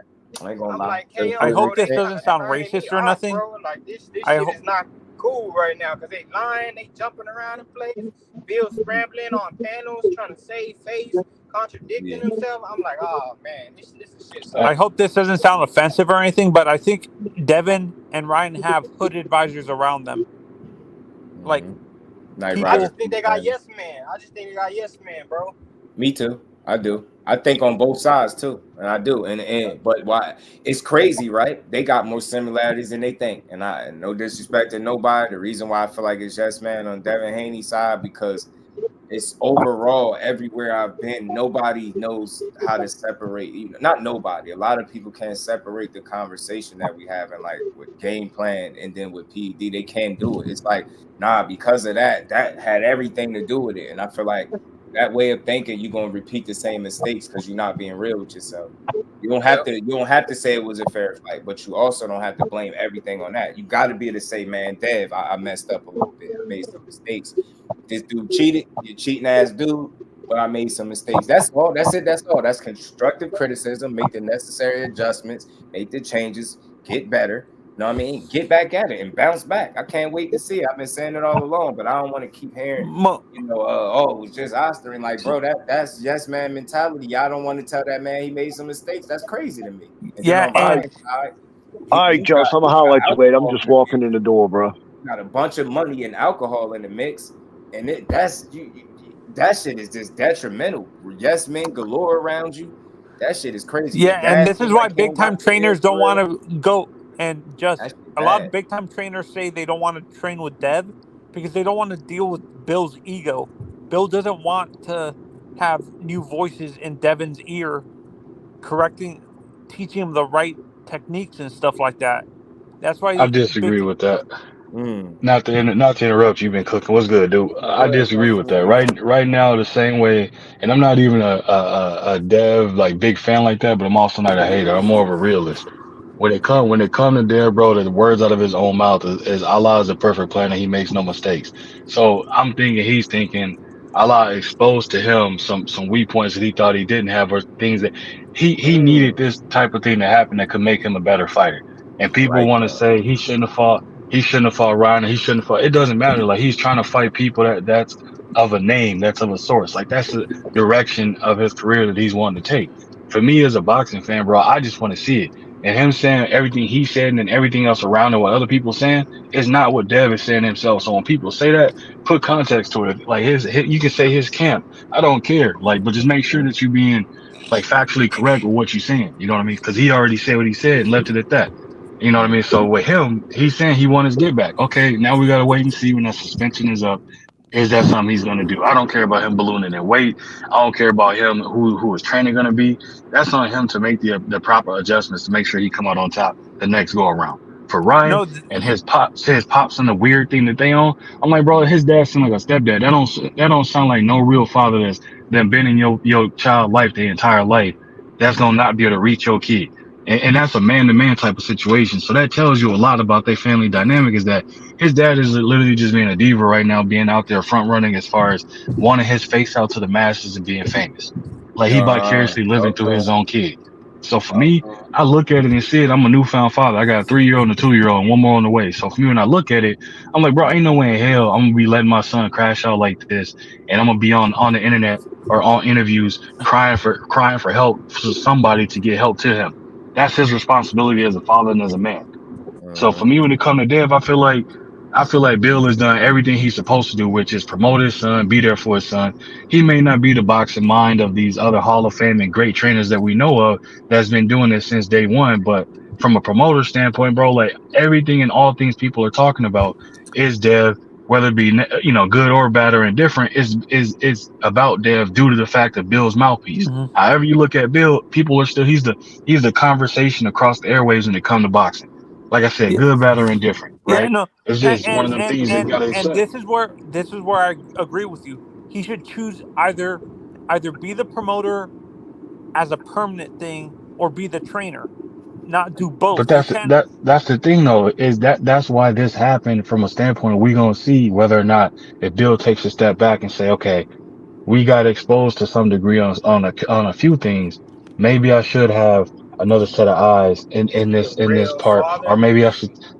Or maybe I should take a step back and allow, and it's more so up to Dev than it is Bill. If Dev is the boss, Dev is DHP. If Dev say, Dad, take a step back, I'm bringing in this person, working with them, you can still be in the corner, but they're going to be the head trainer. I guarantee you, Bill not going to step in the way of his son because he want to see his son grow and have success. I guarantee you. Hey, wasn't he training with Ben Davidson or something like a couple years back? Yeah. What happened with that? No, that's what I'm saying. The thing is, Ben said he left because he couldn't deal with Bill. Bill constantly correcting and teaching Dev the wrong things and stuff like that. Like Bill would override all the stuff that the trainers that they brought in would teach Dev and stuff like that because Bill felt he was teaching his son the correct techniques and stuff like that. It just looked like from hearing these guys speak, like you see they bounced around a while. Wow, remember one of the first trainers was who? Floyd Mayweather. So, and you seen how that turned out. And one of his most recent comments toward them, he said they some hoes.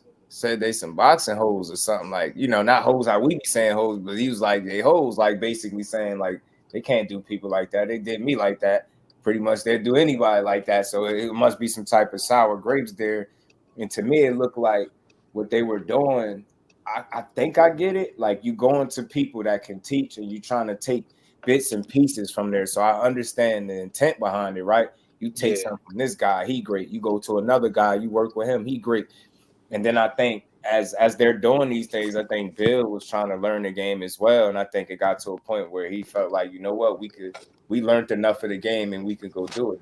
That's what it looked like, because you don't have no definitive reasons why you're not fully working with these people. But I think it's just a matter of you feeling like you're taking pieces from everybody. And I draw some of that from what they be saying in these interviews, hearing Bill talk, or you take pieces from that one, you add this to your game, and like they think he's some type of, like cyborg or something because he's dealing with all these different people. But in reality, does it do more harm I think it backfired in the long run than good, because you're not sticking with one guy and just, you get what I'm saying, getting the most out of that. Yeah, it backfired doing that, going around different trainers. Too much. Yeah. And look, they could have ran their course. Don't fire your dad. You keep him close and near and dear. But you bring somebody else in, make them corrections, and get better. Like I said before, just using them as an example. Tank got who? Coach Kenny and who? It's two people. It's two set of eyes. Mac, remember they made jokes all them years ago of how many people he got helping him? Yep. Look who the joke on now. That dude been stringing wins together for a minute now, kicking ass, getting awards and everything. You don't have to do everything by yourself. If you have that as an option, then do it. I mean, I remember people making fun. He got this one working, but he got all these coaches. Look at what's going on over there. It's Work a winning smarter, coach, not harder. Shit working. So I think Dev need to. I don't want to say what he need to do. I think it's something he could explore. And I think what hurts Dev too. I think he doesn't want to say anything. Like he doesn't want to. I think he doesn't want to ruin his relationship with his father. That's why he doesn't want to stand up to him. I don't think it's that. I think they got a good relationship. They look like it. They said it. They stuck with each other. Like I like the way they kind of talk. Like, yo, yeah, you stuck with me. Like you ain't going nowhere. Like I like what I see with them. So it's hard to say completely get rid of a guy when he's taken you this far, when he's guided you this far because of one loss. So you don't get rid of him per se. You just add to your game. That's it. That's all. That's what I've been saying. Bill has too many hats, but his ego is not going to let him step back from one of them. Rod, that's Bro, the Bill, issue. hey, he don't have too many hats. This is the thing, right? They've gotten to where they got to. Say if they'd have won this fight, nobody on this panel would be saying he wear too many hats. Yeah. It's a matter of they got to get in the lab and make the adjustments of what they wasn't able to adjust to that Ryan brought to the table. And again, Ricky said it, JusDueBoxing said it. I think I probably said it to you offline about the fact that everybody want to look at it as if when you go to practice and you play against somebody every single day, you mean to tell me when you're going to play against that person in the primetime game, you don't have a certain level of confidence and like a certain level of like, I know this person game to some degree. So you're very comfortable and familiar with their game. That's the same situation as them fighting that many times in the amateurs. They may be different as pros, but you also still gonna go back. You're gonna be thinking in your mind them amateur days of certain things that took place. That either one of them got the win from it. It's just they just gotta go back, make the adjustment, and they'll be fine. As far as that, I'm telling y'all, when it comes to something where Dev really needs to put his foot down, bro. Like, and Bill has came out and said it that Dev is the boss. What Dev says, it goes. Like he's not disputing or arguing with that because he understands that even though he helped promote and put Dev in the situation he's in now, at the end of the day, it's still up to Dev when it comes down to any decisions being made because Dev is the one in there fighting. Dev is the one that is actually the. I mean, I don't want to call him the bank, but Dev is DHP. Yeah. He the meal ticket. He the guy. Yeah. So it's like that. That's something that Bill understands that he just doing his job again as a promoter and then as a trainer of looking at, okay, we got to fill this gap that we got, that we kind of got a little fell asleep at this part of our game plan. So we got to fix that. Outside of that, bro, if they would have won this fight, nobody would be saying they need to bring in additional trainers. Hey, good point. Good point. That's a great point. Did Ryan? Y'all think they knew Ryan was gonna miss weight? Did I think he was gonna miss weight? Actually, Rod. I kind of did because of how much what he said he was doing, how I seen him started the camp, and then how much time he gave himself to make the weight and how he was looking. And as we kept hearing little things here and there, I was like, yeah, something telling me I'm not gonna be surprised. I can't remember which show I saw. They were talking about the negotiations after the fight and stuff. The negotiations came out, and apparently Dev offered Ryan either we make this title a title fight, or I give you money and allow you to still fight me and go in 3 pounds overweight. And Ryan, so I don't think that Dev has a leg to stand on when it comes to the weight thing, because if he offered Ryan money to allow him to come overweight, that complaint of the he got paid. Ryan paid him to be overweight. I brought that up.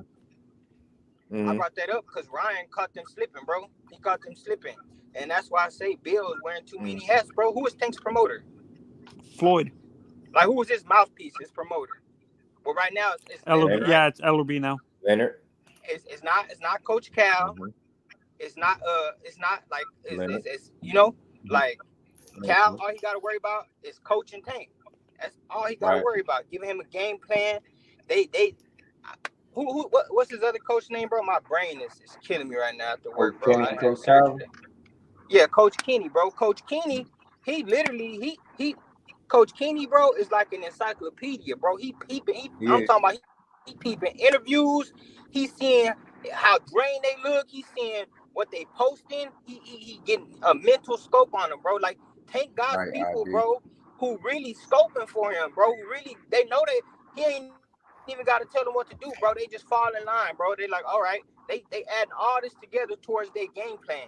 Devin just got Bill, bro. Bill on the panels, he arguing with Fanon and shit, getting killed, getting cut to pieces, tore up. And you think he got time to be doing that, coaching Dev in the offices with Bob and the big shots and all this, bro? Like this.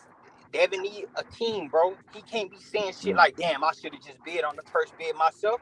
Your fucking team should have did it. If you had somebody on your team, they could have did that shit, bro. And I'm just saying to say, like, yeah, it's cool. It's great that Bill is glorified as his everything. He his promoter, his trainer, his coach, the face, and Devin is just CEO. And that's awesome, bro. But it's only gonna, I mean, look at this, bro. Like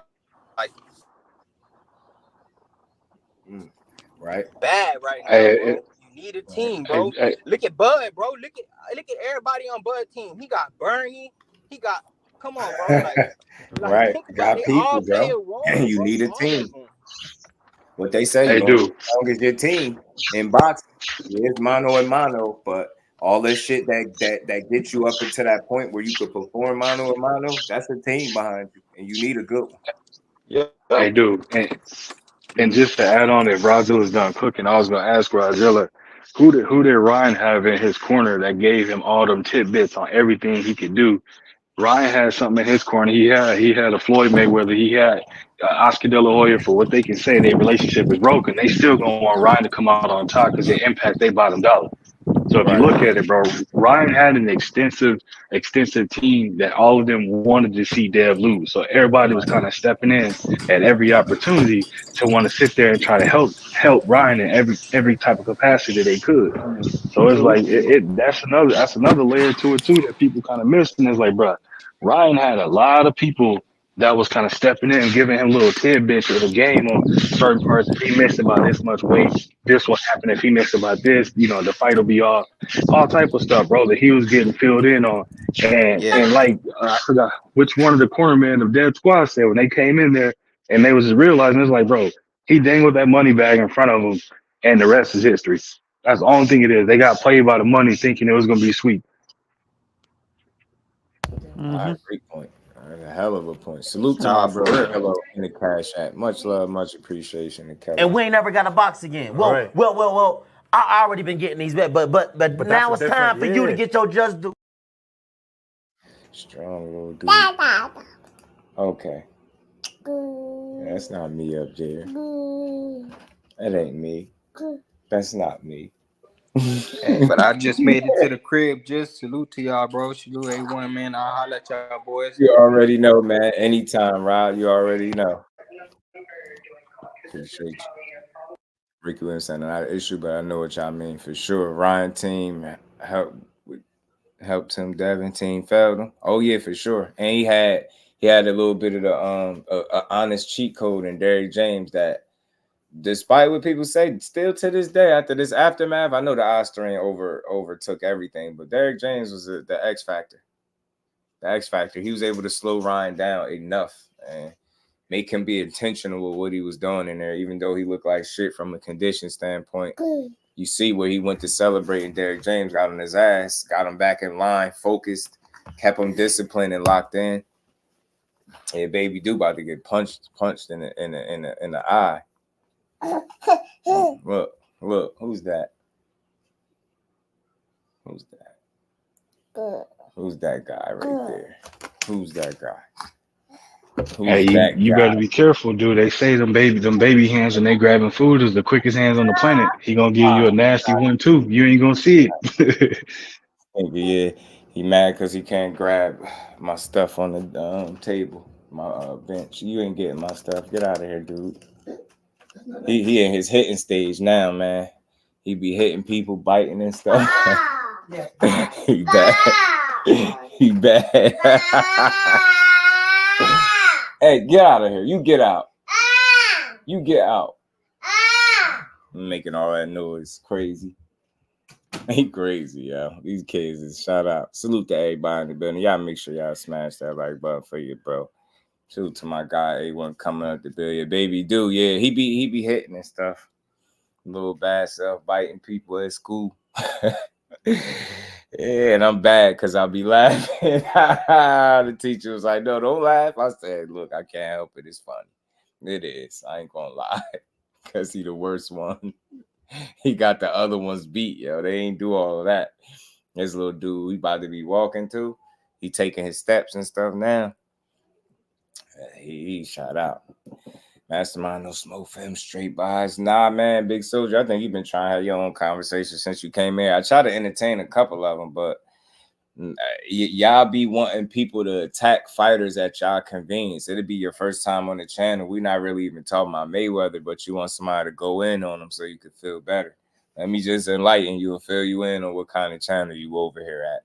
Everybody gets their just due. You'll never hear me trying to tear a fighter down. I could care less about people using the word bias. I'm convinced at 38 years old, most of the people that use the word bias don't even know what they're talking about. They don't even understand what the word means. They really don't. So look, we rock with boxing over here. We just don't conveniently tear fighters down or bring them into conversations when nobody really, like, Mayweather ain't the topic. I mean, and you could critique every fighter. Nobody's perfect. They all done something, but Floyd did it his way, man. You gotta give it to him. Did it his way, and he got out. Yeah, phenomenal. You've been going in. Salute to you, though. Appreciate you stopping through, though. But I'm a nice guy. I know y'all hear the laid back approach, but don't be fooled, man. Don't be fooled. But man, salute to everybody, man. Y'all smash the like button, man, for your boy. Always a dope build with the family, man. It is fight week. I'm not gonna stay on super long, man, but this is always good to build on, and we got more to discuss, man. I'm just always about speaking on both sides of the spectrum, man. I don't care how nobody else do what they do. We do how we do, and we're gonna keep doing it that way. Anybody that listens to content without emotions, they'll notice over here. Just because you don't agree don't make a person biased, And I think, and man, I let me stop being so.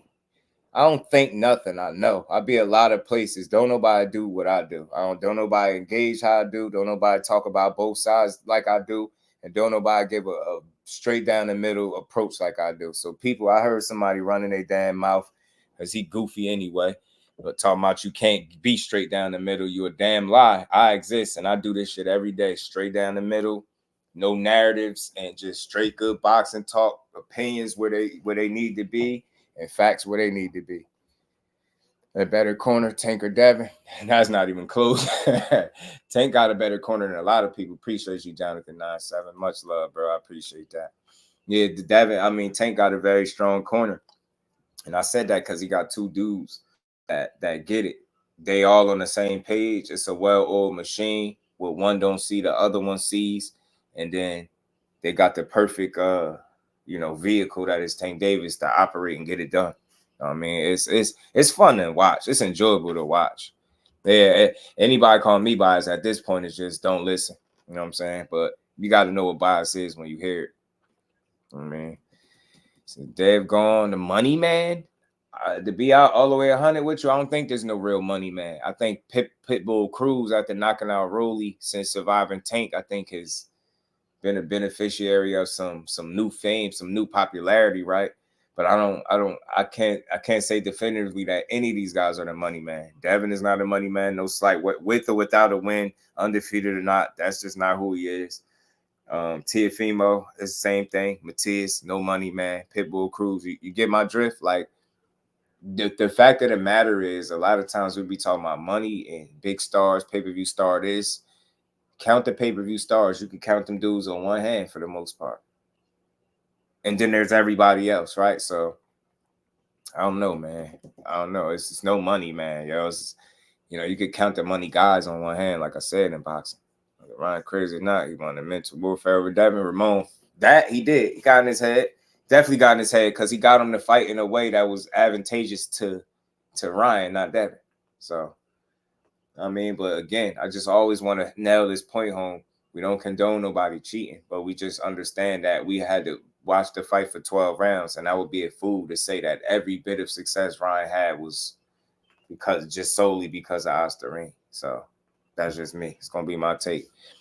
Salute to my baby girl. I see you, man. Salute to everybody that continues to support the grind. Salute to my brother Kello in the Cash App too. Cut and clean. If you get dirty, 1901, I'll be there soon. Psychological warfare. Yeah, he was on his ass with that. I think he surprised him. And the rest was history, y'all. The rest was history. Boxing at the dark. Yeah, nice to hear someone not taking sides, saying things Friday. Oh, yeah, man. Salute to you, Boxing at the Dark. The more people that listen to me, bro, I'm telling you, Boxing at the Dark, they're going to say exactly what you're saying. But I'm not looking for everybody to agree with me either. I'm just looking for people to want to build. Like, if you truly love boxing and you love to have a good conversation and build on the current, topics, hot topics, and everything else, this is a one-stop shop. We can do it all, but I'm going to show people I'm going to keep fighting the good fight. The good fight is not arguing with your audience, letting people have their opinion and just rocking out. You know what I mean? Skullduggery. I always like that word. I really thought it was sweet. I'm telling you. Salute the Boxing at the Dark. Appreciate you, man. Always, bro. You already know, A1. I know the kids and all that. Let's face it. They thought crazy out of shape Ryan was easy target. Yeah, they did. They thought they called a guy not fully focused that they can kind of, cash in on. And that's not their fault. That's just a calculation. That's what boxing is. They catch you when you slipping. And they thought they was going to catch Ryan slipping, and he caught them slipping. But he slipped in the end because he had Osterine in the system. So make of it what you will. But salute the boxing. Salute the TL, his fight week. We're going to continue to talk about it as we get closer to the fight. But hopefully he give us a real worthy opponent the next time out. Devin, salute to him. Like I say, he responded to that this whole notion that he's requesting for the fight to be removed. He says he's not doing that. You know what I mean? So hopefully he processing his loss and just moving forward. You know what I'm saying? I want to see him back. If he's gonna take a year off, come back. I question, would he come back? Who would he come back to? I think one guy that he should come back to is. And for Devin Haney, he needs to get back in the win column. He needs to take on some whatever kind of fight he can get, whether it's Sandor Martin or he can try to unify once again with one of these other guys. But I think there's a lot of good opportunities for Devin Haney to get back in the win column, unify some of these titles, potentially sweeping this whole division. He has that opportunity. Problem is, you got Teofimo Lopez at the top. And that's a tough out for anyone. Salute to my guys, man. Bam this weekend, y'all. Bam and Teal this weekend, y'all. And real quick, one more clip before we do head out of here. Shakur and Liam Paro has some sparring footage apparently leaked, and people was surf shopping it around. So it's only like a 50-some seconds. So let me play it real quick. Y'all make sure y'all hitting the like button, sub to the channel. I appreciate everybody in the building, all the support. Y'all just keep rocking with y'all boy. Make sure y'all notifications on. And if you're new in the building, say what up to your boy. But here's the little clip of the sparring that people are making a big deal or not making a big deal out of. It's Liam Paro and KUR sparring. Salute to all things boxing.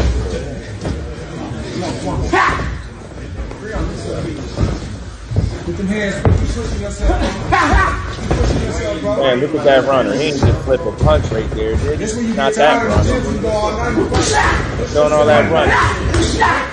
Oh, man. Stop running. Somebody tell KUR stop running. Stop running from this 140-pound Liam Paro that can beat him. Relax. Break them hands. Stop running from him. Stop running. Yeah. Stop running. Old buddy.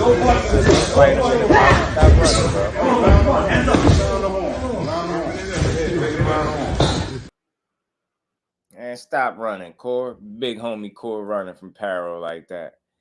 Big homie KUR running from Paro like that. I think I had another clip of that. I thought I had another one of that. I had this for a while. It's amazing how this stuff surfaced at the time that it be coming out.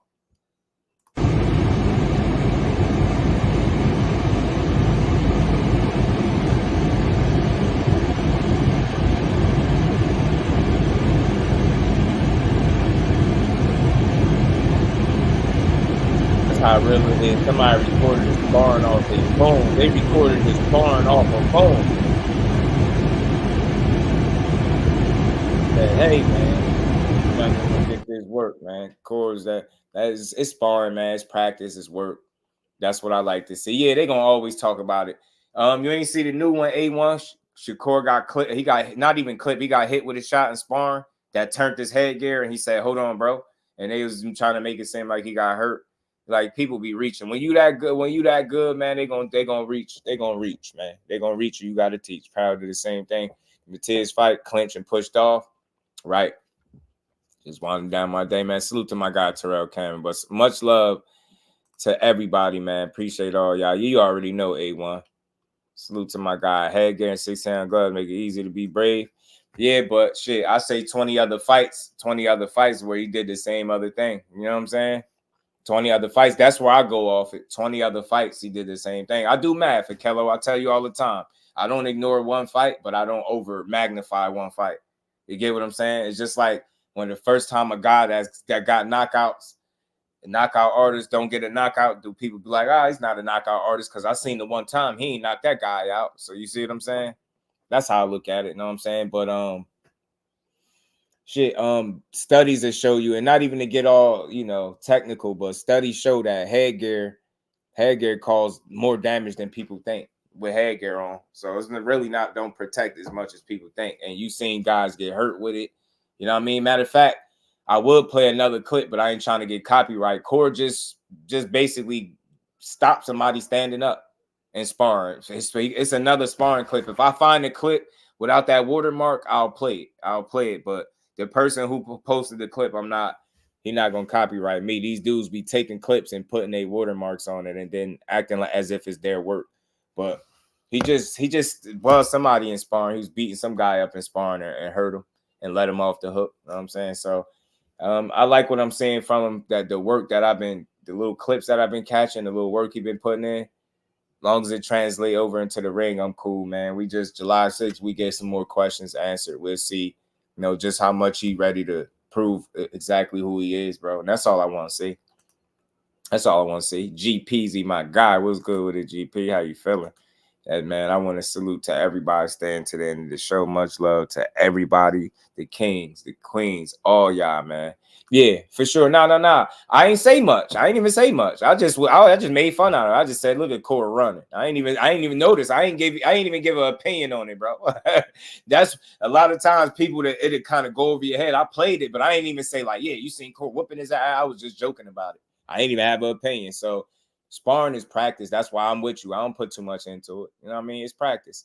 And it looked like guys are in there working, right? They don't look like they're in there trying to dog each other. But I do like to see the work. I do like to see him work with fighters that are bigger than him. I like to see him work with the variety of fighters. That's why I watch it. I don't watch it because, sparring, about these gym warriors, bro. You know how the gym warriors go, and then don't do it under the lights. So the hell with the sparring. But I do like it for what it's worth, though. Salute to my brother A1, Tony, CJ Rich, Ricky Williams, man. Who else came up here, man? Rozilla, man, the rest of the gang, everybody that came up here to build, man. Peace to all y'all. My guy Kello, appreciate the support, family, as always. Miss Joette, you have a great night as well, Queen. My guy William Old School. And the rest of the gang, my guy, man. Appreciate you as always, family. Much love to y'all, man. We'll be back tomorrow to build on this great boxing. Until then, I see y'all's latest, man. See y'all's latest, man. See y'all's latest. Hold on, man. We're gonna close it with this Spence clip. My thought, I was like, he don't know everything that I can do. And I said it's gonna take everything I got to beat him. And I really did feel like I was pulling everything out of my bag in order to there were points where I felt like I was ahead of you, and then there were other points where I felt like, I gotta come back. I felt like I was pulling everything out of my bag to pull out that win. But I felt like going into the ring, I felt like I was better than he thought I was. And I think you had already been saying that, but I felt like that before you were saying it. I was like, I'm better than he know I am. I can box better than he know I can box, and I can do more things than he know I could do. And I felt like I was going to come in there and surprise you. Yeah, you did show me a lot of different things, because I ain't going to lie, like, even with Derek, he was trying to tell me to do different things and do all this step up. I'm like, man. In the fight? No, in training camp. In the camp, yeah. I was like, man, like I'm not doing none of that. Like, was it we like just gonna fight? Did it make sense to? Was he showing you? Did it make sense to some of the things I did? Yeah, cause like because you start doing it, you start stepping over it, doing different angles. And I was like, oh, okay, I see what he's talking about. Well, listen, man, you validate your coach right The there. 11th round, the shot. That was the 11th round. Yeah. Errol, what the hell did you think when this motherfucker said, "Let's go"? Shit, what I've been thought, I was like, this nigga just gonna fight to the death. That was in my head. I was like, this man just gonna fight to the death. Like, Yeah, I love that. It was just a good laugh, man. It's good to see former foes, man, guys that shed blood, sweat, and tears in there, had a hell of a fight to sit up there and talk about. Nah, Teach, he was on the Porterway podcast, Teach. Yeah, that was the Porterway, Teach. Yeah. Salute to the Queen, Tony Vandross Williams Jr. Got to give her just due for being a member for 6 months. Much love. And we closer and closer to our member goal, man. I think we like 4 or 5 away. I think we like 5 away from our member goal, y'all. We getting it. And we ain't never got a box again. Well, right. well. I already been getting these bet, but now it's time for you to get your just due. Love some with Tank, but not wow. Yeah, right. Now Teach. This is that was a Porterway. Yeah. Salute to my guy Tim Layton, man. Much love to all y'all. Appreciate the constant support, man. We'll be back tomorrow to continue to build on this great boxing. And I'm gonna close with this clip from Timothy Bradley. And we gonna get out of here. Tank is a guy, man. Tank's the guy I want to see Shakur fight next. However, I already know what it's gonna be. You know, Shakur definitely knows that he's gonna have to take short money if that was gonna happen. They're gonna use that against him. I get it. They're gonna say, well, look, you don't sell out no arenas, you don't bring anything to the table, so why? They're gonna say you're gonna run. Literally said that last night, Tim. They're gonna say everything they possibly can for the fight not to happen, but I think the fight should happen. Again, my money's on Shakur. I think the defense wins championships. I could be wrong. Tank is an animal. He can fight. But he has yet to be in the ring with a guy that's as smart as Shakur and a guy that's on his level, IQ level. I still got Shakur because defense, man, you can't hit him. You can't hit him, bro. Like, Tank got the bomb, but if Tank can't land that bomb or figure out a way to land that bomb, then how is he going to beat him?